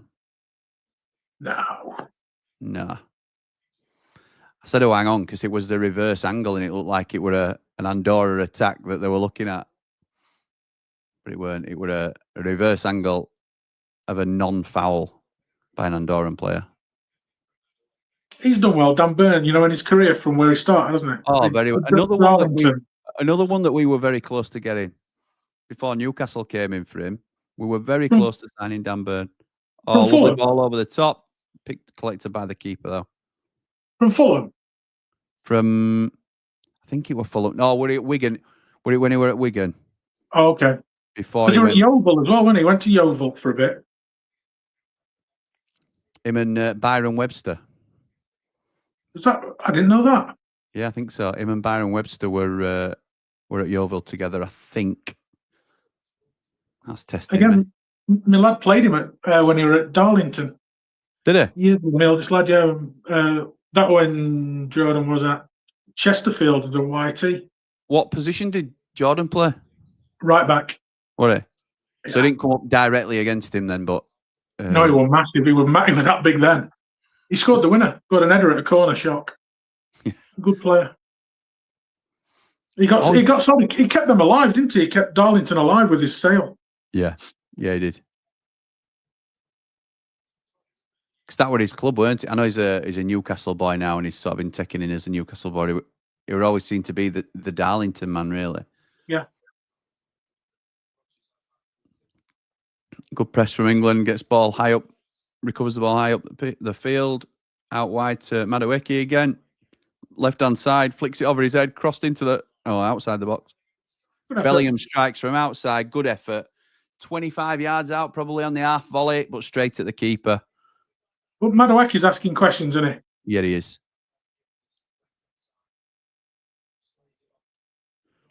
Lovely bit of skill from Madueke and a lovely technique from Bellingham. I thought he shinned it, to be honest, but he hadn't. No, he hadn't. He struck across it, and it's just sort of outside. It's swung out, which is lovely, but it's straight at keeper.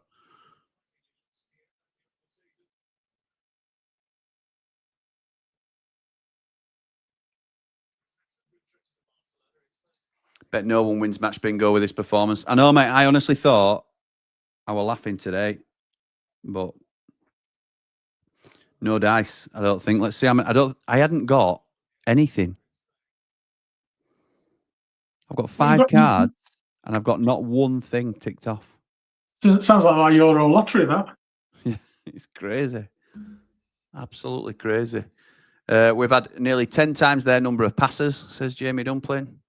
German Tony Pulis is in charge, says Ralph. So much possession, but no end product. Need to improve or it's going to fizzle out, says Ray. Dublin Blade says, a makeshift England team, there must be £500 million worth of talent playing out there, and Palmer reminds me of Plug out the Beano. I don't have to ask my dad about that. I remember Plug. It's a good shout.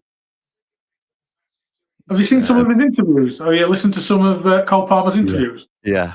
And the ones before he became famous as well, I think are really funny. He does one with his sister or something, doesn't he? Or something. There's some good stuff. Good stuff. It's funny. So it's been a clash of heads. Doesn't look too serious, thankfully. Or certainly, I'm hoping Andorra lads all right. It looked like a clash of heads. Oh no, I don't know. They were both holding red at one point, so that's what I'd assumed it was. I've got something for that 15. I've got something for 15. Moy. Is it captain? Let me find it. Where is it now? We've got a fact on the captain. Love that. His father owns the largest bingo hall in Catalonia. Wow. Wow. The largest bingo. That's up there with my favourites, actually. His father owns or owned? Owns the largest bingo hall in Catalonia. Well, silver spoon job then, isn't it? Silver spoon. Well, he's not going to make much playing football, is he? Probably paid his way in. Probably paid his way in. It's a political pick. Love that. Love that. They signed Dan Burn from Brighton. Says okay, Kirsch. yeah, he did. Yeah. I think it might have been before he went to Brighton then. We were certainly in for him when they were at Wigan. Because Fulham signed him, didn't they? From Darlington. And then he went to Yeovil on loan. Sure he did.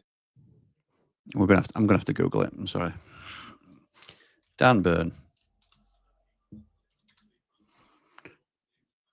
Darlington, Fulham signed him, went to Yeovil on loan, went to Birmingham on loan, then went to Wigan. In 2018, he left for Brighton. That must be when we were in for him. Yeah, it will have been, because that was Chris Wilder, weren't it? So, yeah. Oh. It's a long, high ball across the box from Kane. It ends up with Madueke out on the left. Reece James with a deep cross that's behind everybody. England retain possession, but on the edge of the box. Crossed in from Henderson. Decent cross. They can't quite clear it. They are messing about with Andorra here, and Madueke recovers it. He does well to keep it in there. He almost sort of miscontrolled it. Oh. Watching us in this box, when we get the ball in box, it's like watching kids in a schoolyard. Just flailing a ball. Rodgers does really well there. Crosses it in, but it's cleared by Andorra. Lovely bit of skill by Morgan Rodgers. I don't know much about him, Jim, at all. Yeah, is he homegrown, Villa homegrown? No, didn't he? I don't know if he were originally at Villa, but he went. I've got to. Let's have a look. Morgan Rogers, West Brom. So he came through. He came through West Brom Academy, then signed for City, and that's where I remember him starting. He then signed for Middlesbrough, and Villa have bought him from Borough, but he's had loan spells at Lincoln, Bournemouth, and Blackpool. Okay, done his dues then. Yeah, he has. Yeah, he has. But look at that. That's class. Really good player. Brett says, typical England performance. Think your scoreboard can handle these numbers. My theme tune would just be bringing sexy back, obviously. Dear me. Or bit of right said Fred, Brett. Let's be right. Up all the rambles, like and subscribe. What a fact. There you go. That's where we are in the comments. Rob, loving your fact. Get them as a stream sponsor. Yeah, we'll do that. Biggest bingo all in Catalonia. Is it match bingo? My bingo. My bingo. Yeah. In fact, we might clash. Might clash with Match Bingo, our actual sponsor. So yeah, we're playing Match Bingo, Jord, and I've got none. 5 cards. I've got not one hit yet. Yeovil and Brum on loan, says Rob. Fair play, Lee. You're more interested in the shot, the shot on show here, and I'm thankful for the typo. It came from Borough, says Scott. Yeah, but they're signing from City, didn't they? Now I've just tracked back to see that they were actually a West Brom lad. Yeah, Man City, yes, Paolo. Morgan Rogers is a City Academy graduate.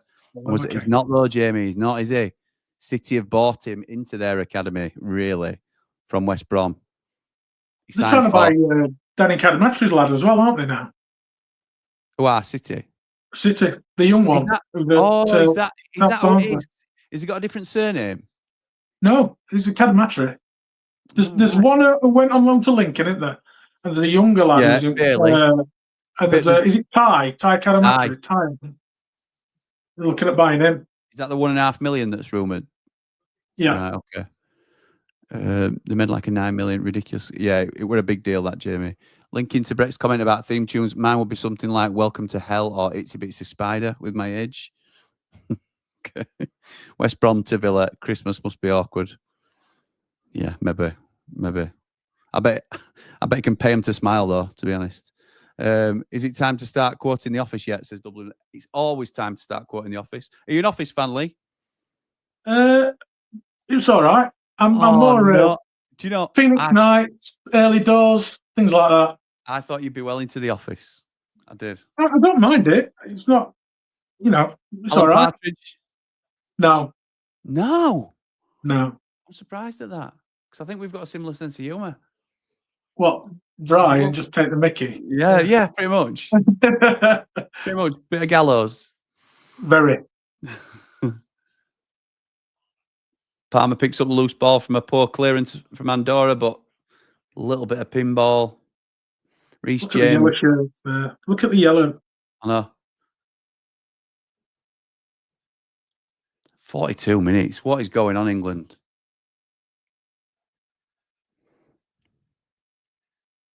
We might end up singing, Jim, just to pass time. Hey, mate.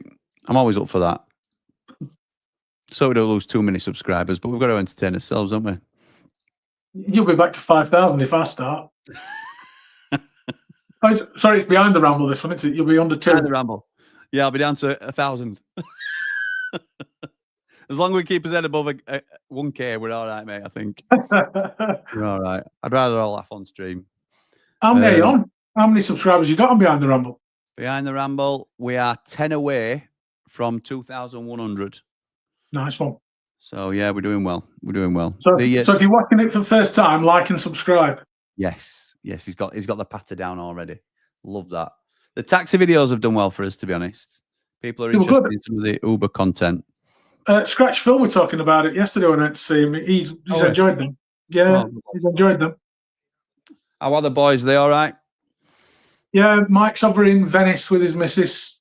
Dan's in his caravan, obviously. Caravan Dan. Yeah. And Phil's watching this at home, I believe. All right, okay. Shout out Scratch Phil. It's going to be another corner. Oh, no, it's goal kick that. It must have bounced back off Rogers. I'm ready for half time. Kalen Kadamatri plays for Pigs, who's sitting here after. Says Kalen. Oh, it's Bailey Ty, isn't it? Bailey Ty. Yeah, it's like Ty Bailey Kadamatri or yeah, something. Yeah. Hey all, says Being Laney. Hey Being Laney. Don't think I've seen you here before, so welcome. Jamie Dumpling says, I could imagine Lee playing himself in Phoenix Nights. Yeah, all right. I'm up for that. Yeah. What, sitting in pub and just taking mickey out of people? I could do that. Sounds about right, to be honest. I remember coming back at Wembley. We came back into Box Park. We weren't really sure what we were going to be doing because we were all trying to organise coach and who's going to be where and stuff like that. Lee were already there with a pint and all lads sat around the table putting well to rights about it. Well, my pint weren't going down because my tears were filling it back up. It was horrendous. I know. Day filled with optimism as well. And then luckily we had a pint in there, left there, got in with all Sunderland fans on train back to King's Cross, which were great on tube. They were lovely actually. They were great set of fans. Absolutely. We didn't have any problems with any of Sunderland fans all day. Thought they were all really good. Yeah. Super, really, really good. I've got a friend who's a season ticket holder up there. He's fantastic, and I've been up there a couple of times, and it's lovely. So they were great. And then we ended up having a couple more beers at St Pancras Station. So at least we got some out of it. We got a few beers out of it, I suppose. Yeah, nice one. It was a good day up for the football, wasn't it? A good day to half time. Usually football that spoils it for us blades, isn't it? To be fair, so especially at Wembley. Yeah. Get Gibbs White on second half, says Ray. Yeah, he'd make a difference, wouldn't he? Yeah, I'm all for that. Yeah. In the Madueke role, I think, I don't mean for Madueke, but in terms of a similar way to what Madueke's doing in terms of unlocking them a little bit. Gibbs White, it's all about that, isn't he? So I'm getting the word. No, Jamie, we're not doing that, thank you. George says, right off to get ready for a night watching beautiful South tribute. Hope second half picks up for you both. Enjoy, lads. Up the blades, up the ramble, up behind the ramble. Oh, Madueke crosses it in. It's a nice glancing header from Bellingham, but it's well collected by the keeper, to be fair. Have a good night, George. Thank you for joining us, pal. We've not stretched him, though, have we, this keeper? Everything's hit him, straight at him. Yeah, it's true. It's giving him confidence, though, isn't it? Yeah. Because he's collecting everything.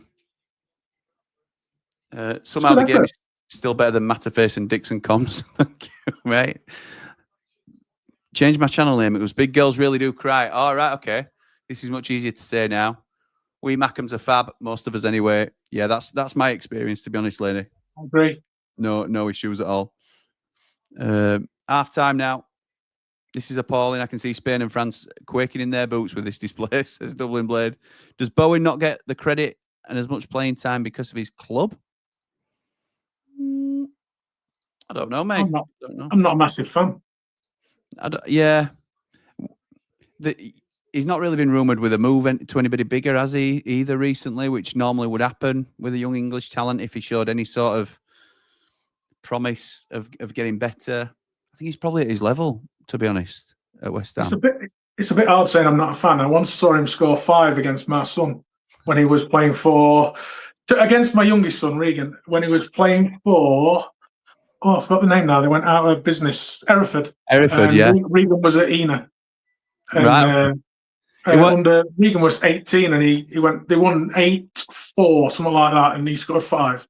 Then he got signed by Hull straight up. Well, yeah, very straight for that. What position did Regan play? Centre half. Okay. And where he played up front? That day, we're just chasing his backside, I think, to be honest. Yeah. Fair dues. That's a decent tale, that, to be fair. Where are we now in comments? That's 45 minutes of my life I ain't getting back, says Scott. That's right. Evening all, says Gaz Dunn. Just got back from referee fitness test, so I missed the first half. Up the blades, up the ramble. I think, Gaz, are we beyond the point now where it's cloak and dagger that you're a professional referee? Because I'm pretty sure by you talking about referee fitness tests and stuff like that in the comments, we're good to go. But just let me know. Let me know if you're comfortable with that. Debs Webster said, Jimmy, it's great having Gaz in as a Platinum Rambler because it gives you a great insight into how they actually look at situations and why a decision was given. It's really, really interesting. I agree. I agree. And Fellaini, who obviously won't have heard Gaz's assessment, Gaz took a couple of days to, when he had a chance to properly watch back the disallowed goal at Wembley for Sheffield United, and ultimately agreed with the decision. Obviously, it's fine lines, but, and, some may still disagree with that point of view because a lot of it is subjective to a degree with the decision that had to be made. But Gaz's opinion was that the referees got it right on the day. So, and myself and Lee and a lot of others in the chat found that really interesting that he could sort of explain in layman's terms to us why a referee would make that decision. So, Debs Webster says, and no relation, by the way, hi, Jimmy and Lee, pretty boring first half. Thought England would have been 4-0 up by now. Up the blades, up all the rambles, like and subscribe. They get you in the what we call the Sheffield United trap, Debs, and you think that because we are the better team on paper, we should be up by a considerable margin. Never happens. Never happens, does it? England very rarely, certainly early doors, go 1, 2, 3. We'll win this 2 or 3. We'll win this 2 or 3. I think it'll be 70 minutes we'll get us first, and then we'll get another second late on, something like that, like you were saying earlier. How bad is it, gents? It's as expected, Gaz, probably, in terms of it is definitely attack versus defence. We've had all the possession, cut loads of corners, just not clinical enough. It's not really gelling. It's a little bit of a patchwork side, all brilliant individuals. You can make arguments for why everybody's playing, but it's not really clicked at all for me. I don't know, Lee, if you would agree or think any different. You can't do any. There's no partnerships developed or anything, is there? There's not, like you'll see overlapping and coming inside and playing 1-2s, and you've not seen much of it. It's not bouncing off each other, are they? It's just slow. It's slow. We've got to try and move it quicker in between each other. Yeah, it's quite cold in terms of their relationships with. They're like a team of individuals out there at the minute, which isn't great. I mean, you've got to look at what has he seen in training to think this is going to work against a block like this. Yeah, he's got very talented players, as you've said, but they're obviously not playing that well together. No, agreed. So, do you have to? I don't know. Do you put 3 up top? No, you probably need to put somewhere else. I don't know the answer. I'm struggling with it. I'm struggling with it. You could get away with 3 at the back. I understand that theory of doing it, but you could play a 4-4-2 against this lot, have 2 strikers and keep your 2 wide men putting the balls into the box, really. And I think that's the way. It might not be the way we choose to go and choose to play in the future, but I think that's the way you're going to break down, or better chance you've got of breaking down a low block. Bowen Young is about 28. I don't think anybody said he's young, Jamie, particularly. He's also a West Ham captain, and his father-in-law, Danny Dyer, is a West Ham fan too. That means that makes sense because my son's 28 as well. So yeah, it would. That marries up to it, to what you're saying. But well, I'm not sure the father-in-law thing means he would resist a move to a bigger side if a Chelsea came in or something like that. But I don't think he's that level, to be honest, Jimmy. That's what we're saying. I think he's a good Premier League player, but not going to take a team to another level. I think Andorra has been watching Burnley, says Ian. Yes, potentially they've done well defensively, but we've not done enough. Is probably the better way to put it. I think I wouldn't say professional. They've done fantastic for what they want to do, haven't they? It's fantastic what they've done for them. But we should be good enough. They will be absolutely delighted with half, won't they? Absolutely delighted. Restricted us mainly to long shots and drowned us out a lot. We've had a couple of nailed-on chances that we should have converted, but they'll be more than happy with this. More than happy with it. There was just a replay there, and we got the ball in the box, and there were 9 of their players in the box, not including the keeper. Yeah, there's one there again. Same thing. Just cramming bodies in front of the ball, and it's our job to break them down, and we've got players that can do that. But sometimes, a little bit like you've been saying, Lee, it needs those partnerships, those intricacies of play that you know where your man's going to be to roll him in and stuff like that. So maybe that's playing a part in it. Gaz says, I wouldn't say professional, but yes, open with it. But some things I won't comment on certain situations. Absolutely right, Gaz. You will never, and we won't ever put you in a position to jeopardize your role at all. We just appreciate the insight, mate. It's really, really insightful. Dublin Blade says, don't check Platinum Chat, Jim. Gaz virtually said on there, Fair play, keeping your finger on the pulse, mate. Gaz virtually said it on there. All right, okay. I'll have a look. Get Palmer, Henderson, and Burn off. Absolutely rubbish, says David Vinter. Pedestrian, sideways, backwards, embarrassing, no urgency, nothing. Bring on the season. Up the blades, up all the rambles. It's been disappointing, hasn't it, David Vinter, in terms of performance. Laney says, I see why they bring it in for the big games, and without you, it would have been 2-0. Without it, you would have been 2-0 up, and chances are that would have been us done. Well, absolutely, Laney. If it's 2-0 Sheffield United, the way that game will go in, we're up now, and you're in the Championship. But that's not the way it went on the day. But then again, you never know what would have happened.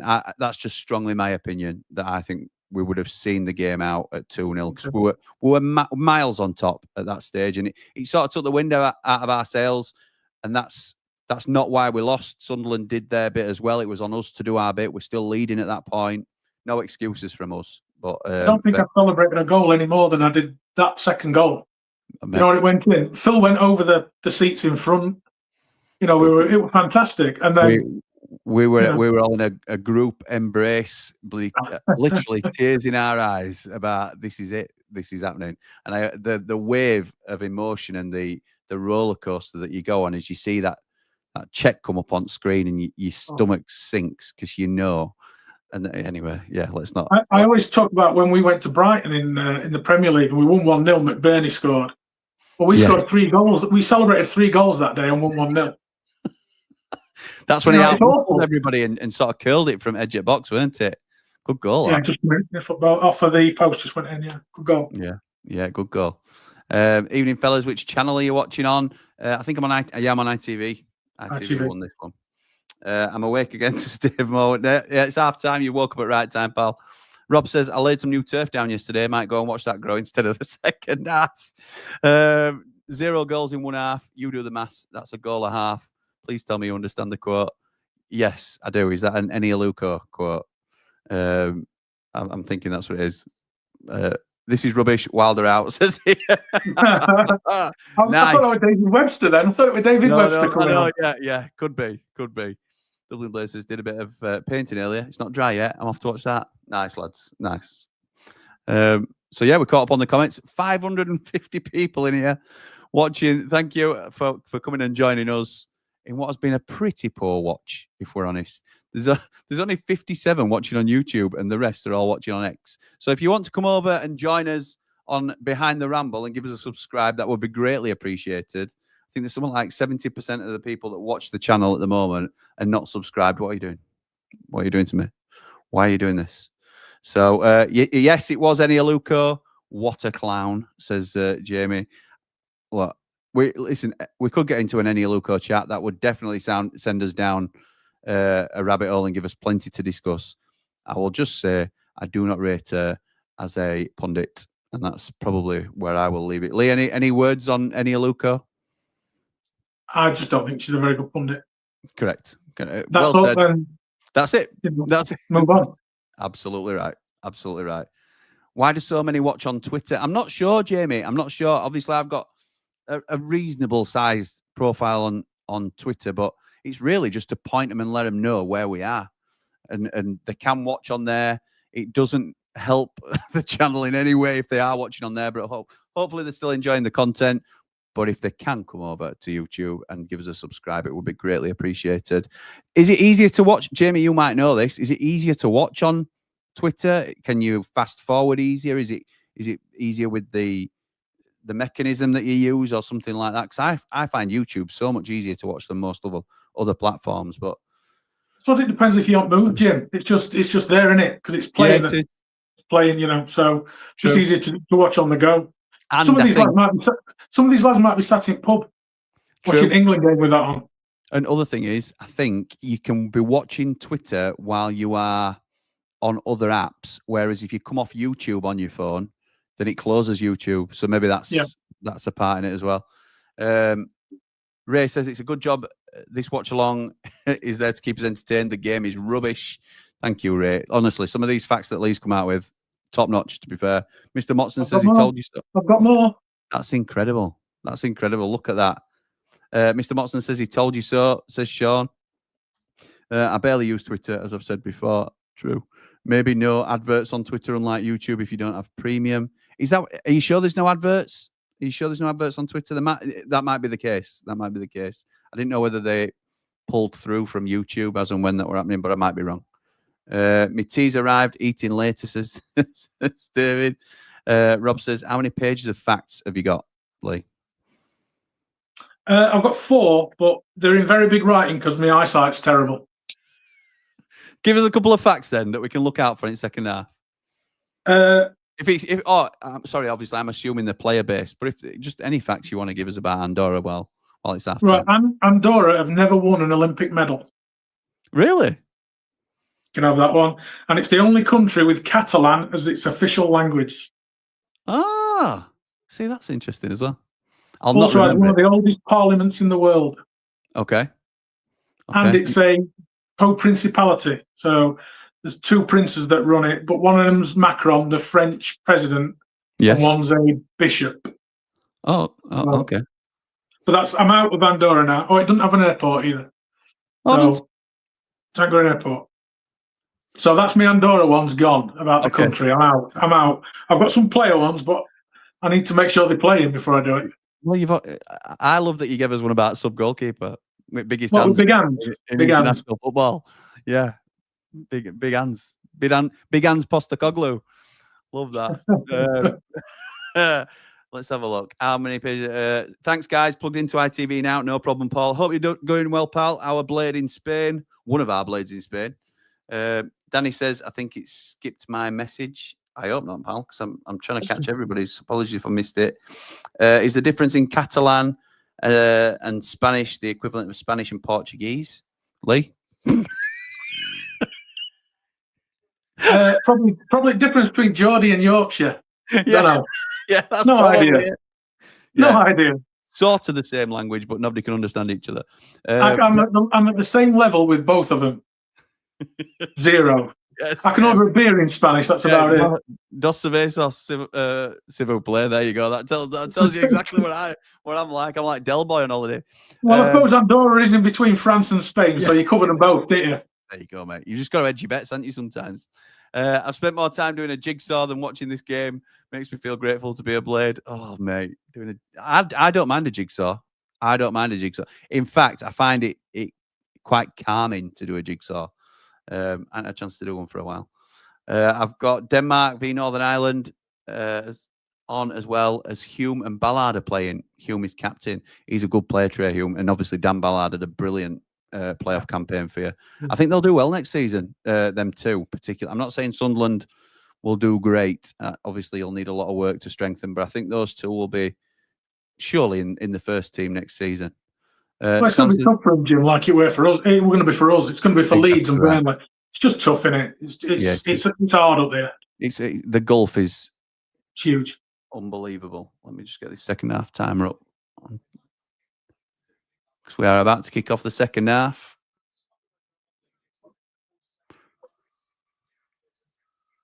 Referee having a little... There we go. We're off. So let's get this half-time thing off. Right, cool. Sam says, have I missed anything? Absolutely nothing, mate. Other than Lee's facts and a little, good conversation. The game itself has been, a non-event, really. A non-event. I only just come in, missed the first half. Quick rundown, please, lads, or has nothing happened? Yep, you bang on, mate. You bang on. Nothing. Do you know which blades are playing internationals? Kiefer Moore scored yesterday for Wales against Italy. Adam Davis was an unused sub. Shock. I don't know any others. Say again. Yeah, no, shock. Any other blades that we know are internationals, Lee? They're playing currently? I don't think we've got anybody else out there, have we, at the moment? Not at the minute.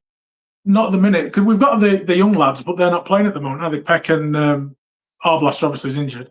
Yeah. They've been playing for England. What else we got? No, we haven't, have we? No, Cooper's not. Apart from Vinny, obviously Vinny's going to get called up by Brazil, isn't he? Yeah, we're going to say Cooper's not been called up yet. Burrow's not yet. Saying that there's some good keepers. We've got some good keepers in England now. Yeah, we have. No, we end though. And Trafford's a cracking keeper. He's a really good keeper. He's he's one that I don't like to admit how good he is, to be honest. But he is a very good goalkeeper. I think he showed his quality towards back end of the season as well. And he's one of them characters and all that you just don't like as an opposition fan, but you'd love him, wouldn't you? Yeah, you would. Yeah, Dean Henderson, similar in terms of yeah, exactly. Yeah, he was brilliant, man. Yeah, not that they're similar characters per se, but they are very antagonising, aren't they, to opposition fans? I loved Dean Henderson. Dean Henderson. So yeah, we have got really strong goalkeepers coming through, and obviously Pickford. He takes a little bit of stick from what I've seen, but I don't think he's ever really let England down. So you can't really squabble at him being first choice. True. And Dean Henderson coming through behind you, really strong goalkeeper. I think Trafford will be next in line, possibly, won't he? Pickford's got to make have a couple of really bad games to lose his spot, hasn't he? Let's be fair. Yeah, yes. He's built up a bit of trust, well, a lot of trust. So yeah, she'll take the knocking.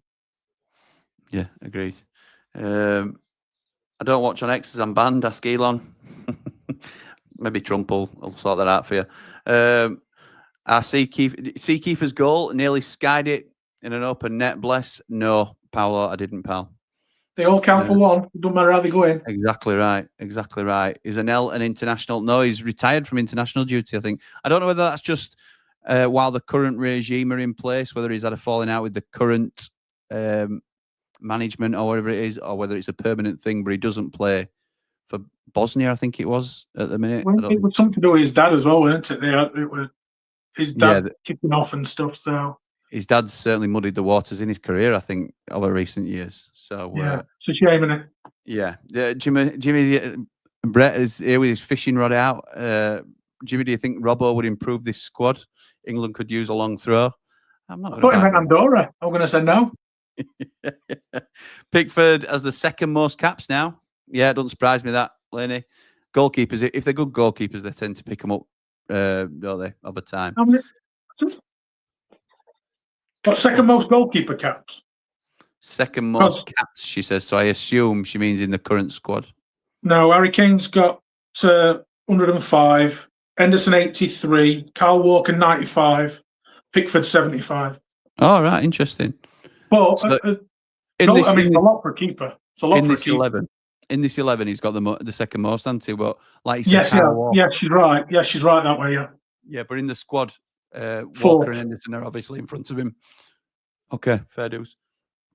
He was young, weren't he, when he took over, really? He was young when he come into the squad, really, weren't he? How old is he now, Pickford? He'll be about 29. So if that's the case... 29, 30. Well, Dean Henderson's 28. Dean Henderson's 28, isn't he? He's 31, is Pickford. Oh, is he? Yeah, wow. Older than I thought. Go on, then. Go on, then. Madueke. Yes. Kane finally puts it in. Well done. Well done. We had enough goods there, didn't we? Yeah, we did. Madueke again. 28, like you say, he is. They're only 5 days apart in birthday. 7th of March and 12th. What's Trafford then? About 23? 22? I didn't realise how big he is. He's massive when you're... He is. He's gangly, isn't he? He's a gangly lad. James Trafford's 22, birthday in October.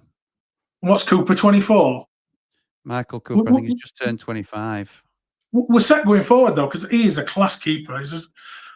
It's a long time since we've had a keeper as good as that. Yeah, 25. Really, I'm going to Alan Kelly days. Michael Cooper, you mean? Yeah. Absolutely top draw.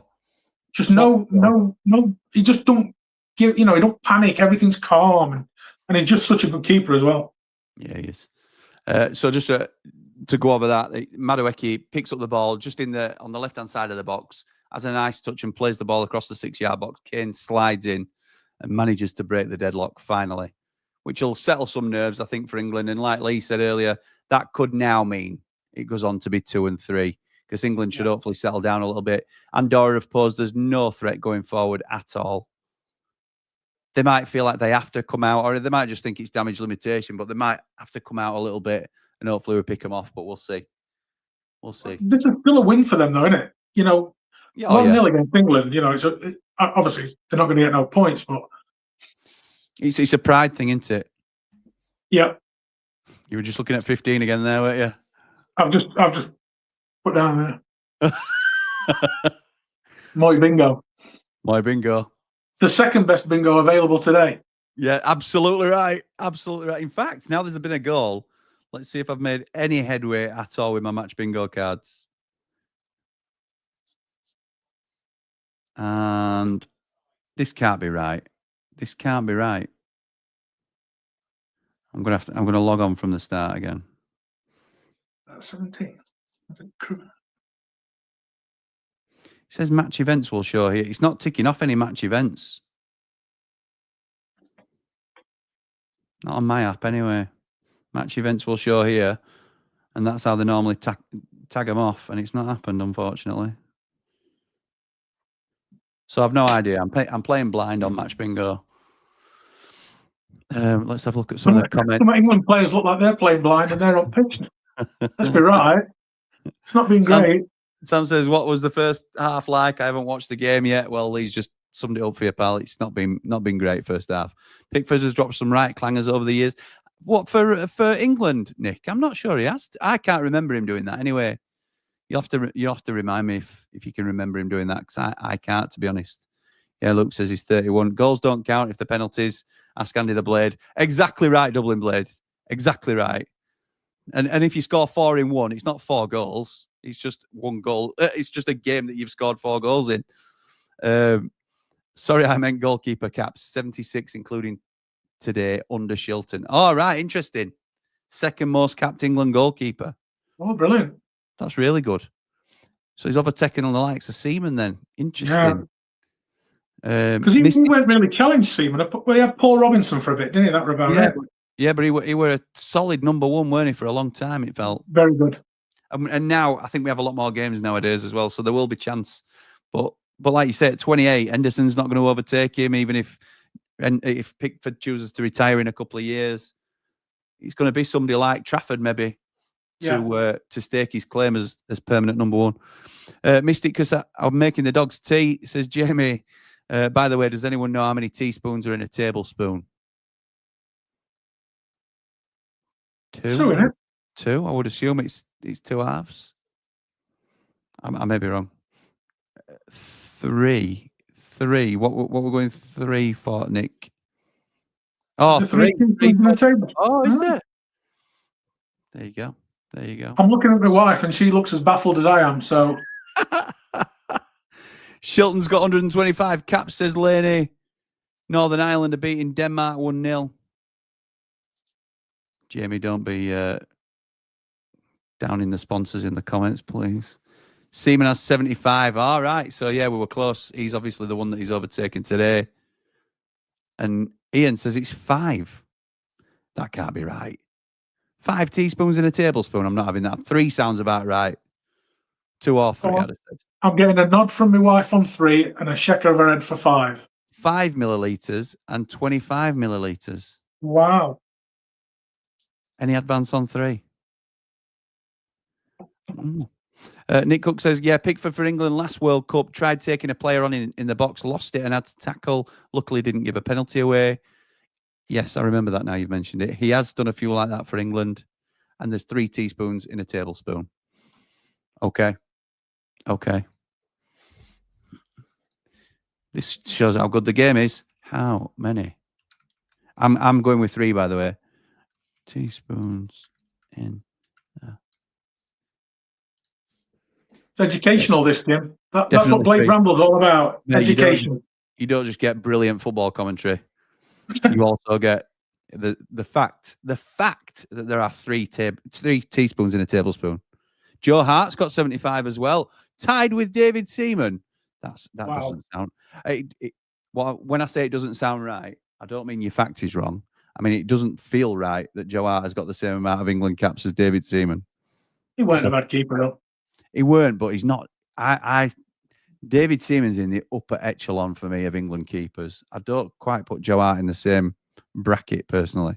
Well, you'd have Seaman in if you're talking about the best keeper the Premier League's seen, you'd have him in the argument, wouldn't you? From when it were early in the Premier League time. Yeah, but you'd never have Joe Hart. You'd never have Joe Hart in it, would you? No, you wouldn't. No, you wouldn't. And that's a more articulate way of explaining what I said. So well said, mate. But on the back of that, you wouldn't have Pickford in it either. Very true, very true. And he's now got more England caps than Yeah. David Seaman. I think most of us would probably think back. Is it a case of looking back with rose-tinted glasses? Maybe in 10 years' time, we'll say It was good. It was good. It was steady, weren't he? He was safe. Yeah, it was until Ronaldinho chipped him from 40 yards from out of Naeem and all. Naeem from the halfway line. Yeah. And ruined his career. Yeah, downhill from there. So we've just proved ourselves wrong, then, haven't we? I suppose as well. Yeah, maybe so. I cook a lot, says the man now known as Nick the Cook. Peak says, I will go 3 as well. You can go 3, pal, because I've Googled it. I'm watching it thinking Cooper wouldn't look out of place in an England shirt. It wouldn't, but he's had no... To be fair, Pickford's hardly touched the ball today. In this England team, he won't look out of place in midfield. Sorry, that were a bit muttly from me. Madueke, ball across the 6-yard box. And it's gathered by... I should know his name by now, Andorran keeper. I think Jamie's just poisoned his dog with that question. Learned at Bluestone, it was 3. I've got one for you about a dog. Go for it. Now we talk about Mutley and dogs. The 11, Babbo, number 11, Babbo, he's got a dog called Jim. Nice. But it's actually called, it's not, it's called Hammers, isn't it, James? But there you go. We're going with that. Yeah, come on, number 11. What a man. He's obviously a fan of the Ramble. Who knows? 3 teaspoons is the US measurement, 4 in the UK. Oh, my goodness. Paul says, what colour is your back fence now, Jimmy? Sounds like you. Steady on, son. Steady on. This is a family channel. The fencing in my rear garden is still like a navy, like a dark, I don't know what, like a dark charcoal grey, I think you could probably... It will soon be getting changed due to Paul at Wellstone Landscapes, who came and literally laughed at my back garden. So there you go. There's some work to do for him there. Jim, if we can get another 1,800, is it 1,800 subscriptions on main channel, Blades Ramble, we'll be able to see your garden. You will. Retro Ramble night. Correct. You will. Retro Ramble. Lee has been leading the charge for a Retro Ramble, and I have promised this will come to fruition at 10K, which we are still some way away from, understandably, admittedly so. But let's have a little check. I think we are. It is 1,800, just short of 1,800. We're on 8,202. When we get to 10K, we will be doing a Retro Ramble, which is the kitchen ramble, which many old school ramblers, the Ramble OGs, will remember fondly. I used to love doing those rambles in there. It was very good fun. And on this channel, we are 9 away from 2,100. So thank you. Not so much Mrs. Ramble, though, because she lost the kitchen, didn't she? She did lose a kitchen for a little while. She did. And she'll only be losing it for that one stream, I suppose. But it'd be nice to stack the boxes again and stand the camera on and all this, the ways that we used to do it. And it'd be good. It'd be good. I might have to get a bit of Just for Men. I don't think I were quite as grey when I were doing those streams, but we'll see. We'll see. What's the... I've just got rid of that euphemism comment. Luke says, I think there are more international games now. Seaman, 88 to 2002. Yeah, absolutely right. 14 years. That's very true. Hard 8 years in goal, 09 to 17. Plus shirt was number 1 until Italia 90. Plus shirt on. You mean Shilton? Yeah, sorry. Yeah. It's a typo, isn't it? Yes, absolutely right. Yeah, great point, Luke. To be honest, there are a lot more international games now, which is why Harry Kane will become the top scorer by a clear distance. What happened to Platt Predicts? It was something that quickly died a death, to be honest, Jamie. It wasn't really that well received. In all honesty, just being open in terms of views on Behind the Ramble. And it was an awful lot of effort to edit, which sort of made the decision for me, really, because I could do a Ramble live and get 100 times more views than those videos were getting with no editing. And sometimes now, Madueke, lovely touch inside, but it's straight at the goalkeeper. So yeah, I could have. I enjoyed the content, and I don't mind editing at all. But when I weighed it up against the time spent, it just wasn't worth because the audience wasn't enjoying it particularly. So that's got to play a part in it as well. Weren't you at the time as well, Jim? Weren't you also part time? You weren't doing it full time then either, were you? That's right. So it takes more time, doesn't it? Now you'd have more time, I suppose. But at that point, you didn't. It's all relative though as well, mate. In terms of because I'm now putting more content out anyway. So when I'm there's twice the amount of content now than there was when I was part time. So so I'd still have to find the time because I'd be taking time away from either rambling and concentrating on other bits, or in the taxi where I'm literally earning money and I can see it come there being a return for it. So it's just one of those. Jamie, if you fancy editing something like that together, and that's not funny because I know people might not understand that you've offered to edit a few bits for us and things like that. But if you're interested in sort of running something like that, even if it's just internally for Ramblers, and you want to just put it out within the group, more than happy to sort stuff out like that. Again, it's not something I didn't enjoy, and I always enjoy people contributing, as you know. But it was just a little bit too much work, if I'm honest. Paul at Wellstone, go on, mate. Go for it, man. Say, go for it, Jamie. Have a go. Yeah, absolutely. More than welcome to do that. Paul at Wellstone Gardens, Wellstone Landscapes. He's all right, really. Yeah. Thank you to Mark Meldrew for the glowing review that he gave of our sponsor that nobody actually heard. And then when I asked him on stream, it was a very average sort of write-up. That's fantastic for Mark. That is a great review. Yeah, that is for Mark. That's a glowing review. Sheffield United flag on the front row to the left, halfway line. I'll keep my eyes peeled for that, Jay. The kitchen ramble, says Dave Morwood. Absolutely right.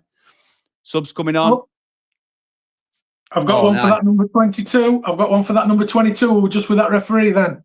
Go on then. Trained as a women's hairdresser for 3 years. What's his name? Oliveira. Oh, Oliveira. Oliveira trained as a women's hairdresser. Love that. For 3 years. There you go. That's that one done. I'm nearly out of these. That's all right, mate. I've enjoyed them, to be honest. Thank you for putting the work in.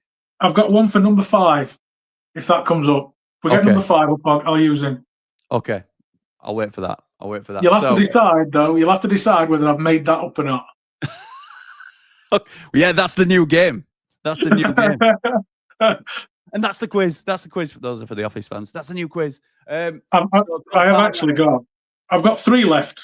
Actually, 2 are true and 1 isn't. 2 truths and a lie. Nice, mate. Cole Palmer and Jordan Henderson off. Eberici Eze and Trent Alexander-Arnold on. Happy with that. Another play we were interested in when they were at QPR. Correct. Certainly, my dad were trying to get that rumour going, if nothing else. I've been watching your Uber journey. I used to be a booking clerk back in the day. Oh, very nice. Very nice, Lenny. 10K by kickoff day. I think it's going to be a tour, that, to be honest, Dublin Blade. I will be doing my absolute best to get there. But if we don't, as long as we're putting out content that people are enjoying, then it's not make or break, is it? Let's see how the kitchen looks now. Paul Burberry says, up the ramble on the road. Retro ramble. Apologies. Your fence was sage green. Didn't mean to be ambiguous. You weren't ambiguous, pal. It was just me teasing. Luke says Kane's already 19 in front of Rooney, and it feels like he broke that record yesterday. Yeah, it does. Oh, Andorra chasing the ball down. Oh, it's a little bit of a scuff clearance, but England come away with it. Here comes Trent, and he's dispossessed the Real Madrid man. Madueke now. At least he's having a go. He's asking questions. Corner to England. Right, that paint's dried. Where's that lad watching his grass grow again? Jamie says, how are these facts laid genuinely available to the public? You've got to know where to look, haven't you? You've got to know where to look. How have you found some of these facts, by the way? By trolling everywhere. I went out on my own this morning when I just something to do. I thought I'll try and find some facts. There's hardly anything about them at football, but then you can just try and find stuff. I mean, there might be people with the same name but different different players. Who knows? Yeah, true. Nobody's going to be a bloke from Andorra called Babbo or whatever his name were. Babbo. Now, it's scooped in. It's going to be another corner. Lee, the question is, can I be bothered to jump in the taxi tonight? Well, I'm not coming with you, so it's entirely up to you, Jim. You know, I know that. You can take a photo and take me with you if you want, but that's all I'm letting you have. Might look a bit weird to some customers. Yeah, you strapped in next to me. Yeah, just a photo of you. Whereabouts you going to be going? Just around Leeds and Wakefield? Possibly, yeah. It depends where I end up. It depends where my drop-offs are, because then I end up there and picking up a job wherever I am. So I can end up in sticks. I've been in Sheffield, I've been in Leeds, I've been all over the place, in Bradford. As much as you're going to get people celebrating Eid, you're going to get people who are not celebrating England playing very well today, aren't you? Yeah, that's true. So, that's true. You know, it depends what you think you can stomach, really. Mm. Because it doesn't tell you who they are. Well, it does tell you who they are, but it doesn't tell you whether they're drunk or not when they book an Uber, does it? That's true. The thing is, obviously, that's my main concern. I don't want to pick up paralytic people. I don't mind, you know, nice drunks. Yeah. I don't want to pick up paralytic people. But for those that haven't been watching the Uber videos, I sort of set myself a target of earning 100 quid a day as a minimum. So I knowing myself, I will stay in the car until I get that. So I don't want to be tied into, I've definitely got to work till 1 o'clock, 2 o'clock in the morning. I don't think I will. I think what will happen is the prices will be higher. So I'll have to do less time in the taxi. And that's what I want to test, really. But it's been there's a premium on it at certain times. As soon as it starts getting busy. Yeah. I would have thought so for peak times. And Friday and Saturday nights, you'd assume. And I think I'll have more fares because there'll be more drivers in celebrating Eid. So another corner to England. Incredible. Ian says, have a night off, Jimmy. Do last minute hot topic instead. No, not at the moment. Palmer looks bored and peed off. Well, he's gone off, hasn't he? So, well, if he'd got involved, he wouldn't have been, would he? Exactly right. He has been a bit of a passenger today. Outswinging corner now. That'll be Trent, won't it? Taking that. Can't quite see on my screen. My eyes are terrible too. Keeper flapping again. Yeah. It's an half volley into the ground, but it's well wide.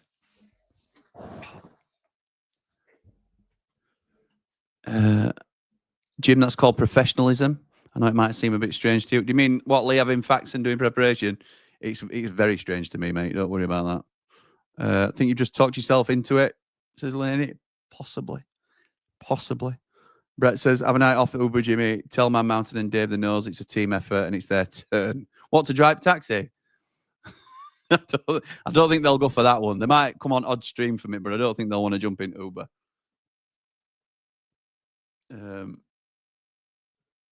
I'm back on tomorrow, you see. I'm back on the Ramble tomorrow. We're doing... yes, we are. I didn't know whether I'd actually loaded these up, but we'll be doing Germany and France, myself and Gaz, doing the watch along for that tomorrow at 2 o'clock kickoff. So I think we're on about 7:45. And then at 8 o'clock kickoff. So again, we're on about 7:45. Portugal v Spain, myself and Jordan Motson. So will they have the facts that Lee came prepared with tonight? That's the question. They'll have some good. Jordan will have some proper commentary, though, won't he? He's very good. He will. And Gaz will have some great insight as well. Yeah, definitely. Yeah. He'll keep me in line, slating referee, because I sometimes fall foul of that, and he'll rightly keep me in line. We've not said nothing bad about this ref today. Well, he's hardly had a controversial decision to make, has he? Nothing at all. Thoughts on McKenna to Brentford? Love it.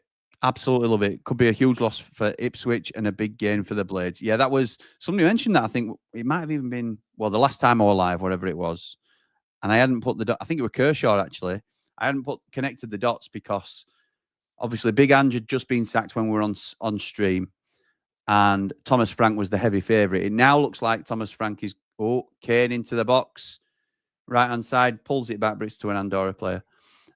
Thomas Frank is now heavily rumoured to be Big Ange's replacement, and it's rumoured that the next step in line is Kieran McKenna, the Ipswich manager, highly rated young Ipswich manager, to Brentford. And that will be a huge blow to Ipswich, who are obviously one of our main competitors in the Championship next season. So, yes, as a Blade, absolutely love it. Lee, thoughts on that? I think he's obviously done well as a manager, McKenna. You know, he's gone in there, he's done really well. Where a lot of people have failed at Ipswich as well, haven't they? Yes. He's been back. He has been back, though, to be fair. I mean, even when they've gone up now, the way that he's bought all the best in the Championship, they've used the red because they knew they were probably going to come back down. That's right. They bought good assets, so when they sell them, they're going to make a lot of money. And he's done nothing but enhance his reputation, has he? Really, he's done really well, McKenna. Completely agree. I think there's a point when you're in the Prem and you're a newly promoted side, like they were essentially, they'd been in the Championship a year, hadn't they, and got promoted. Weren't they straight up? Didn't they go straight up? I think so. Yeah, I think so. Yeah. And they, were a double promotion. I'm pretty sure. There may have been a year in between, but I'm pretty sure it was a straight bounce. And they had a League One squad, and it was rightly backed. But like you said, he bought the best of the Championship, probably accepting relegation and knowing that we will be one of the strongest Championship sides next season, and ultimately massively improve our assets. And they've done that. And as a club, they're a much stronger proposition now than they were 2-3 years ago. Bellingham inside the box, crosses it to the bar post. Oh, it's a great header by Eze, but it's tipped over the bar. Keeper's played well, to be honest. A lot of it has been straight at him, and I think he's fallen fortunate with a few shots that he's faced, but he's done well there. A lovely little scooped cross from Bellingham to the middle of the goal. Eze comes in. Decent-ish header. Yeah. From somebody who's obviously not predominantly an aerial threat, but he's done what he needed to do, got it on target, and keeper's done all right there. You can't ask much more for him, really. No, As I tell you what, Madueke is the only one that's really coming out of this today with any real credit. Yeah, I agree. He's looked good, Madueke. Although Jamie Dumpling saying Curtis Jones playing really well, I think Morgan Rogers has had a good game as well, I have to say, in spurts. Rather do another fitness test than watch this, says Gaz. The match, not the watch along. Thank you, pal. Thank you for clarifying. Here's a fact for you. Which Blades player had a film star dad? What generation? Yeah, give us a bit more than that, Dave, and we'll have a little guess. Brett says, you've got Lee with all the facts, Gaz with the impartial insight, Jord with the experience. My watch along will just be my blind bias for the English team. Your mate with his dog's gone off. Mate with his dog? Babbo with James. Oh, yeah, James Rambel.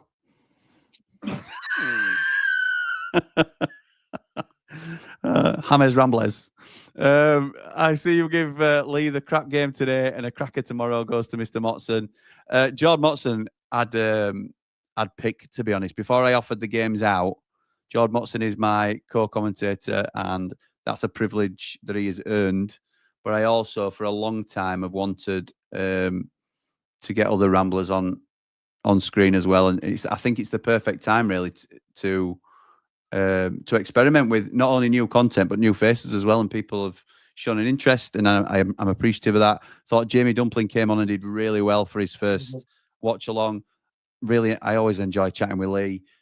Like Lee's talked about before, I love hearing Gaz's insight into the game as well. I think everybody will bring something different, which is, and hopefully, not necessarily Lee, because he's been on screen before, but I hope it helps build people's confidence. And if they want to be on a little bit more, then we'll have that option, and they won't be as nervous going forward. Andorra here have just skipped through.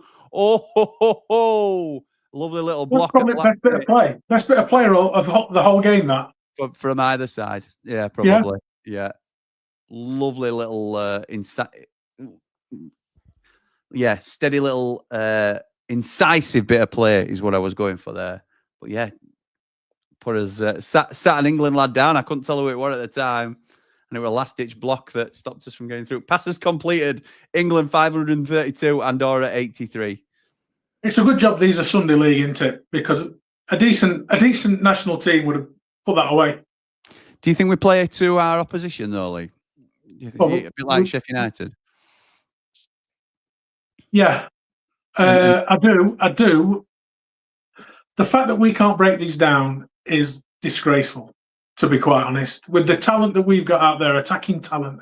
And I know it's not easy when they just sat in, but the skill, the technique that we've got out there, there's no link-up play. There's nothing that's, like you said at half-time, it's individuals, it's not a team. Yeah. It's poor. It's just very poor. We should be able to break this down.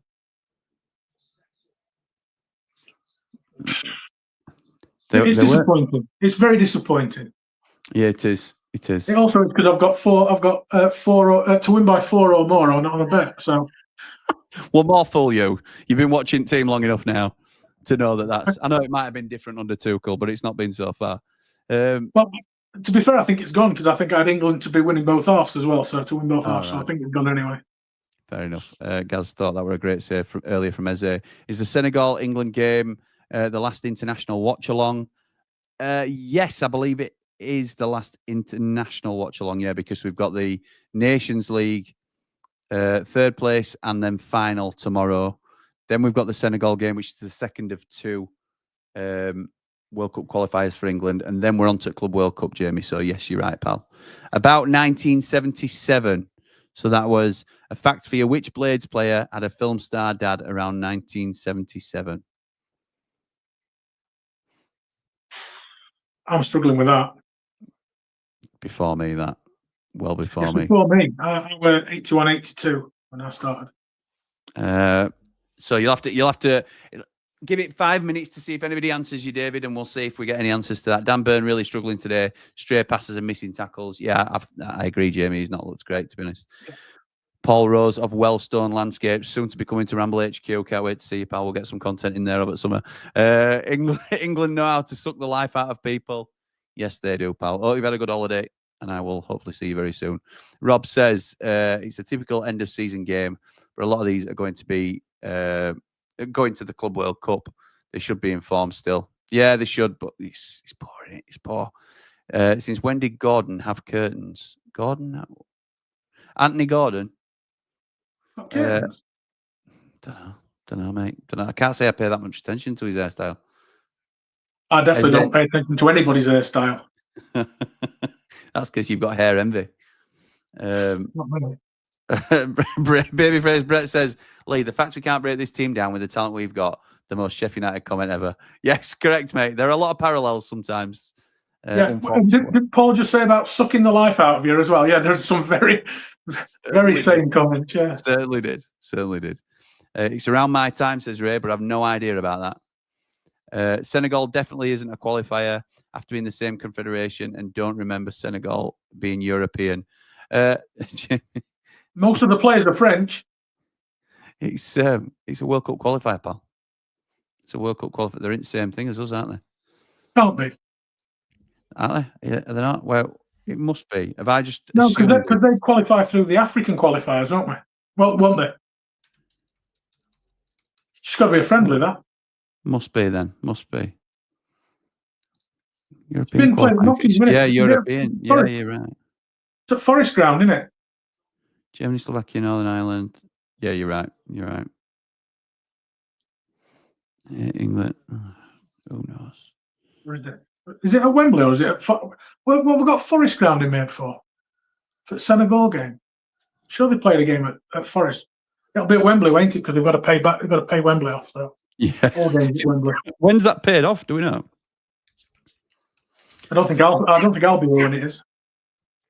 Excuse me. It's a friendly. Apologies, Jamie. You are absolutely right. And I have advertised it as a World Cup qualifier. It's not. It's a friendly. And let's see if we can find out where it is. In Nottingham. In Nottingham. Yeah, good lad. Must be a Taylor Swift concert on or something. You up? Must be a Taylor Swift concert on or something at Wembley or something like that. There will be, yeah. Something much more important. Since he wanted to look less like Claire, but number 5. I've got number 5, by the way. Lavera. Go on then. In an interview, once claimed his favourite piece of architecture was the Humber Bridge.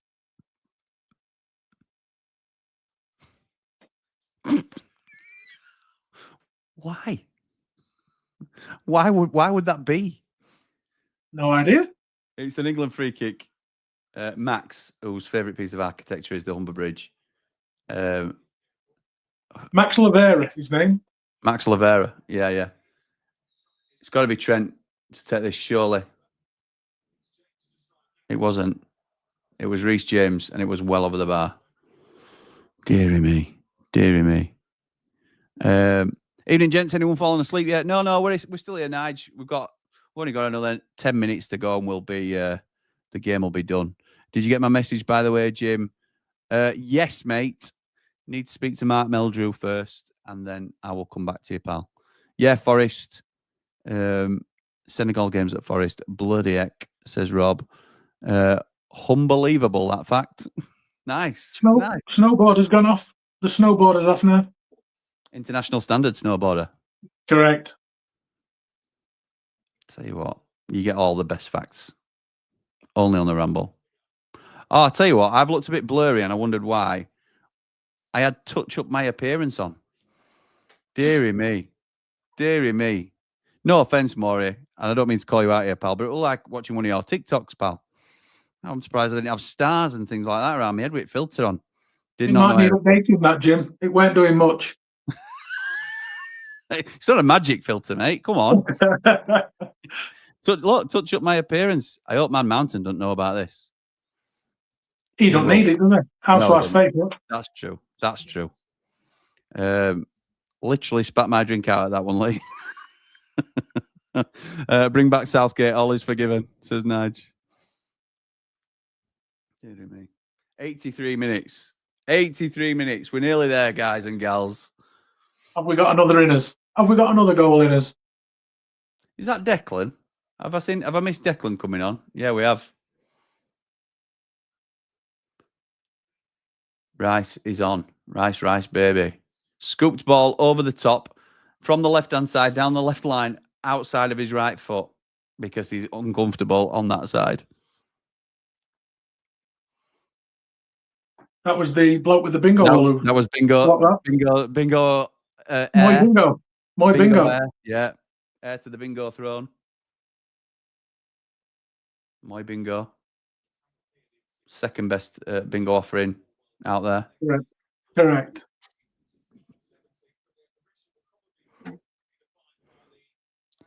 Is match bingo working yet? Doesn't look like it. I'll have to have a chat with my boy.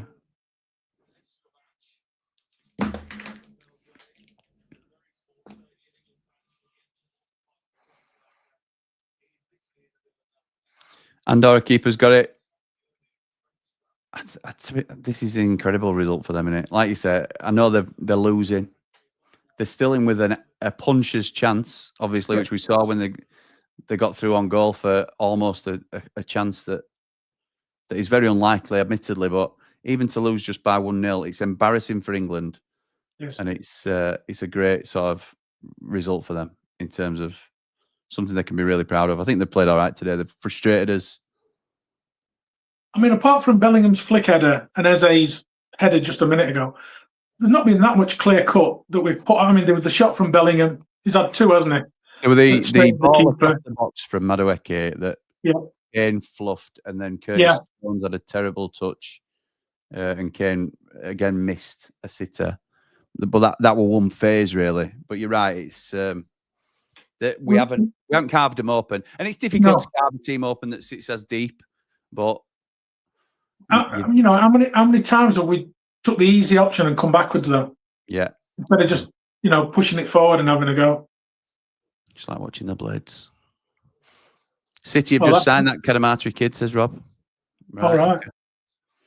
Might get some wages paid now then. Pay your staff. Pay your staff. Ridiculous. Terrible. We don't like them as a club at all. But do right by your people. Absolutely disgraceful. Fell asleep at half time. Sorry, mate, go on. I was going to say, you feel sorry for that women in canteen and security guard and groundsman. Absolutely right, mate. They're living month to month on the monthly wages, and then they give them 700 quid. It's disgusting. It's absolutely appalling. And they'll have paid players at manager first so that their value assets can't break the contracts. Yeah, because the club would be in breach, wouldn't they? Otherwise, Yeah, that's right. And then Danny Roll can leave for no compensation, and you know, I'd say some better players, but who've they got now? They're a terrible squad, and I think they'll really struggle next season. Well, they're only going to be getting weaker, aren't they? Because is it a 3 transfer window ban or something like that? Apparently, well, so. They can't get players. Everybody's got to be free, haven't they? They can't sign players for a fee. But I do think now, if you're going to be subject to that sort of punishment, which obviously nobody wants, but I do think there'll be more free options out there than ever before, really, now, just because of the way transfers are going. So who wants to go there and risk not being paid? Exactly right. That's more of the thing, isn't it? Transfer ban or not, if they didn't have a transfer ban, then they're nowhere near an attractive proposition. Because I mean, at the end of the day, you're a contractor as a footballer. You want you want your contract paying. If not, you'll go somewhere else and make sure you're going to get paid. It's as simple as that. You've got to think they are the least attractive club to go to in the Championship now at this moment in time for a player. So they are going to be competing.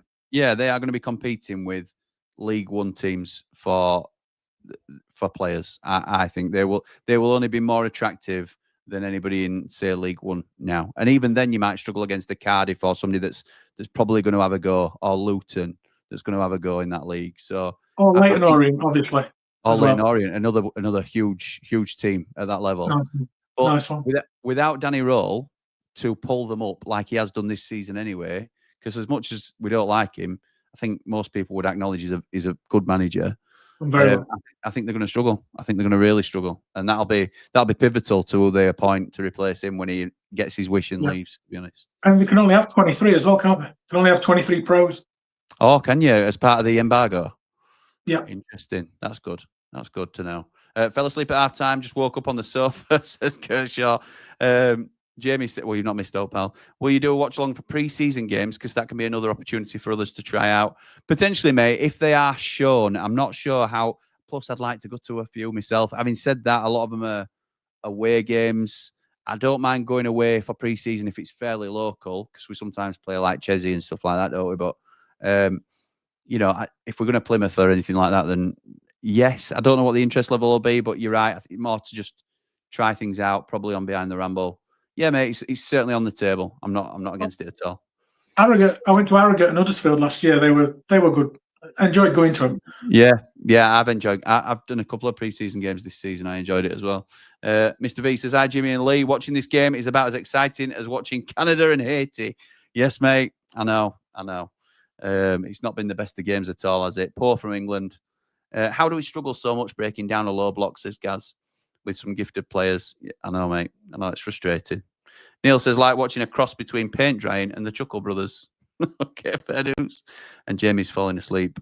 By the way, Jim, him that scored in the Portugal game that I couldn't pronounce, Conceição.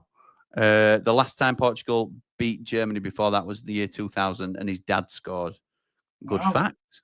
Good fact. Obviously working on his facts game after Lee's shown him up from the other night. Nice. Good I've got 2 left, and it's for number 14, Rodrigo, and number 17, Servas.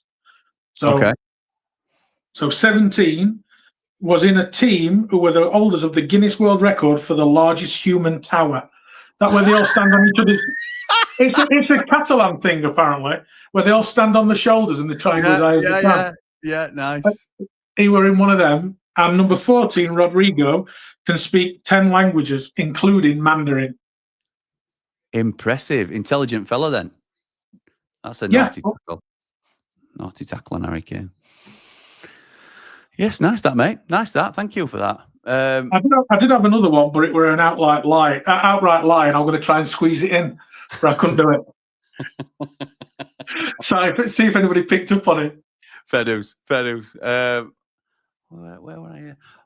We've currently got, I don't know how, but we've got over 700 people watching us daily, 650 of which are on X. If you want to come over and subscribe, I tell you what, Godol's was a solid, because we're about to go off, but we're 9 away from 2,100 subscribers. So if 9 of you that are watching on X and aren't subscribed, if you're enjoying the content, and we are trying to, you know, get ourselves through by entertaining ourselves at this rate, if you could do us a favour and subscribe, that'd be much appreciated. Apologies to all, says David. It was Imre Veradi, and his dad was Ollie. Oliver Hardy. Oh, dearie me. Dearie me, Oliver Hardy. That's disgraceful. Disgraceful from you, Dave. If they can get transfer ban, doesn't that mean they can only sign frees and loans on less than 10K a week? Oh, I didn't know there was a cap on the wages they can pay as well. That'd be interesting. I'd have to learn a little bit more about that. Jamie Dumpling says, Gibbs, rubbish coming on. Yes, I'm still not over him snaking us. He didn't snake us, did he really? He didn't. You're on loan with us, and he got a great offer to go to a Premier League club. I don't blame him at all. You paid over 40 million for him, didn't they? Yeah, they did. For him. Yeah, I mean, they did. You can't turn that money down. At the time, looked like OTT to go in for him at that level. Yeah. But fully justified, I think, now, as he pulls on an England shirt. Well, he were very good for us, weren't he? He helped Illiman come on, in my opinion. I agree. I think he had a huge part in Illiman's development, yeah. Crab football, side to side, back to T-Rex. T-Rex. Pass it to full-back, pass it across the back. 700 passes is easy to get to, says Dublin Blade. Would Spain or France struggle against these? No, they would not, is the answer. No, they would not. We're in the last of 3 minutes at a time. Nick the Cook says, who's going to want to manage Sheffield Wednesday and risk not getting paid? Completely agree. Is it Andorra versus England or Andorra versus the Blades, says Peake. I think Kane doesn't help with our attack at times. Too slow and drops to a defensive midfield position. Yeah, I know what you mean. He's still a very good striker. It's just I'm not sure we always play to his strengths. Here come England now. Yeah. Oh, gotta be. How have you missed that? How have you missed that? Anthony Gordon and Madueke. Madueke should score, actually. Yeah, he should.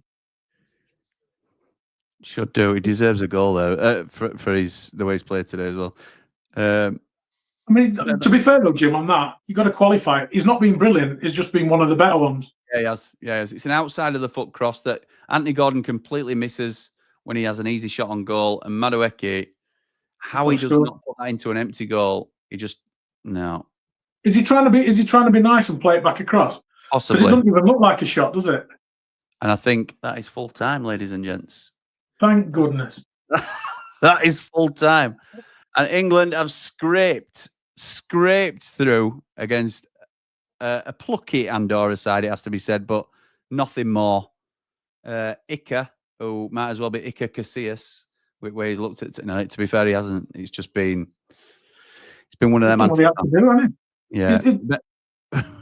Bet that Andorran man tower wasn't even as tall as Dan Burn. Yeah, agreed. Brett says, I was telling Chansiri he can't spend money for 3 windows of punishment. He wouldn't anyway. Once Captain Comeover gets his 28K and posts witty comments on Twitter about them blades, the inbreds are happy. Captain Comeover. Oh, yeah, Barry. Old Bazza. Andorra manager is losing it, says Jamie. What was the fake fact, says Rob? I don't think we got to it in the end, did we? I don't think we got to it. Is what you'll have to wait for the next one. Yeah, we gave it. Did we? Okay. Yeah. Okay. I'm going to guess at the Man Tower. No. No, what was the fake facts then? Humber Bridge. Why would you do that to me? I was so excited about Humber Bridge. That's why I did it. That's why I did it. Only 83% possession. And a 1-0 says Ian. I know, mate. Scraping a 1-0 says Nick over Andorra. Poor. Not going to win the World Cup playing like Nick. We have no chance of winning the World Cup. No. Did you see Spain playing the other night? They were incredible. And France, to be fair, when they opened up, they made a real game of it. Yeah, they are. It's got to be France tomorrow as third, and it's got to be Spain to win it, I reckon. Yeah. Odds were gleaming on only 1-0. Yeah, I bet they were, guys, to be honest. The Humber one. Yeah, so no swearing, Jimmy. When did I swear? James will go away. David says, like to say it's been a pleasure, but oh my. Thanks, Jimmy and Lee, for the entertainment. No problem. Lee, I want to say thank you very much, mate, for enduring that with me, I'll probably say. Because it wasn't the most exciting of games. We thought with England, you know, we've certainly had more eyes on here than I've had on other two. But the game has been pretty poor. Thoughts on your first watch along, pal? I've enjoyed it. It's been fun, and hopefully next time it'll be easier to get some notes on footballers who actually, you know, have done something in their career. If we're playing professional footballers next time, and also the opponents, Hey, but Thank you very much. I'm here all week. I Trying to like be it. up. I like that. So yeah, I'm going to say thank you to Lee. I want to say thank you to everybody else as well. Let's just have a quick check on the numbers. We're at 8 away still. What are you doing? Everybody that's been on X that isn't subscribed and hasn't come over, shame. Come on, help us out and join us. Thanks, Lee. Excellent, says excellent trivia, says Ian the Gatekeeper. Jamie Dumpling says that explains why we weren't looking forward to the other games. What does? Don't know what you mean. Tom says, cheers, gents. Ended up turning the game off and just listening to you two. Have a good evening, lads. Thank you, mate. Yes, the entertainment was the watch along. Shame about the game. Well done, Lee and Jimmy. Thank you, Ray. Appreciate that. Thank you. Gaz Dunn says, great as ever, Jimmy. Lee, quality, mate. Yeah, big shoes to fill now, Gaz. I'm sure you'll be absolutely fine, mate. Zero pressure tomorrow. I'll be back tomorrow with Gaz. We will be doing the 3rd, 4th place playoff. Germany against France in the Nations League. Both teams playing really well in the semi-finals, respectively. Narrowly missing out. France almost coming back from what looked like a gone game at 5-1 down to bring it back to 5-4. Really good entertainment. I'm expecting another good game tomorrow with Gaz. And then 8 o'clock kickoff tomorrow for the final. It's Portugal against Spain. And I'm looking forward to those a lot more than I thought I would be, because I would be now after watching that. But it's been experimental content. We've not really done these sort of international watch-alongs before, and I was more invested in those games than I thought I would be. Obviously, we're invested in England because they're our nation, but then they love to drop a dull performance in to sort of temper our expectations of these things. So thank you to Lee. Very much appreciated, pal. Thank you to everyone in the comments. And we'll be back very soon. But for now, come on, you red and white wizards. Up the blade!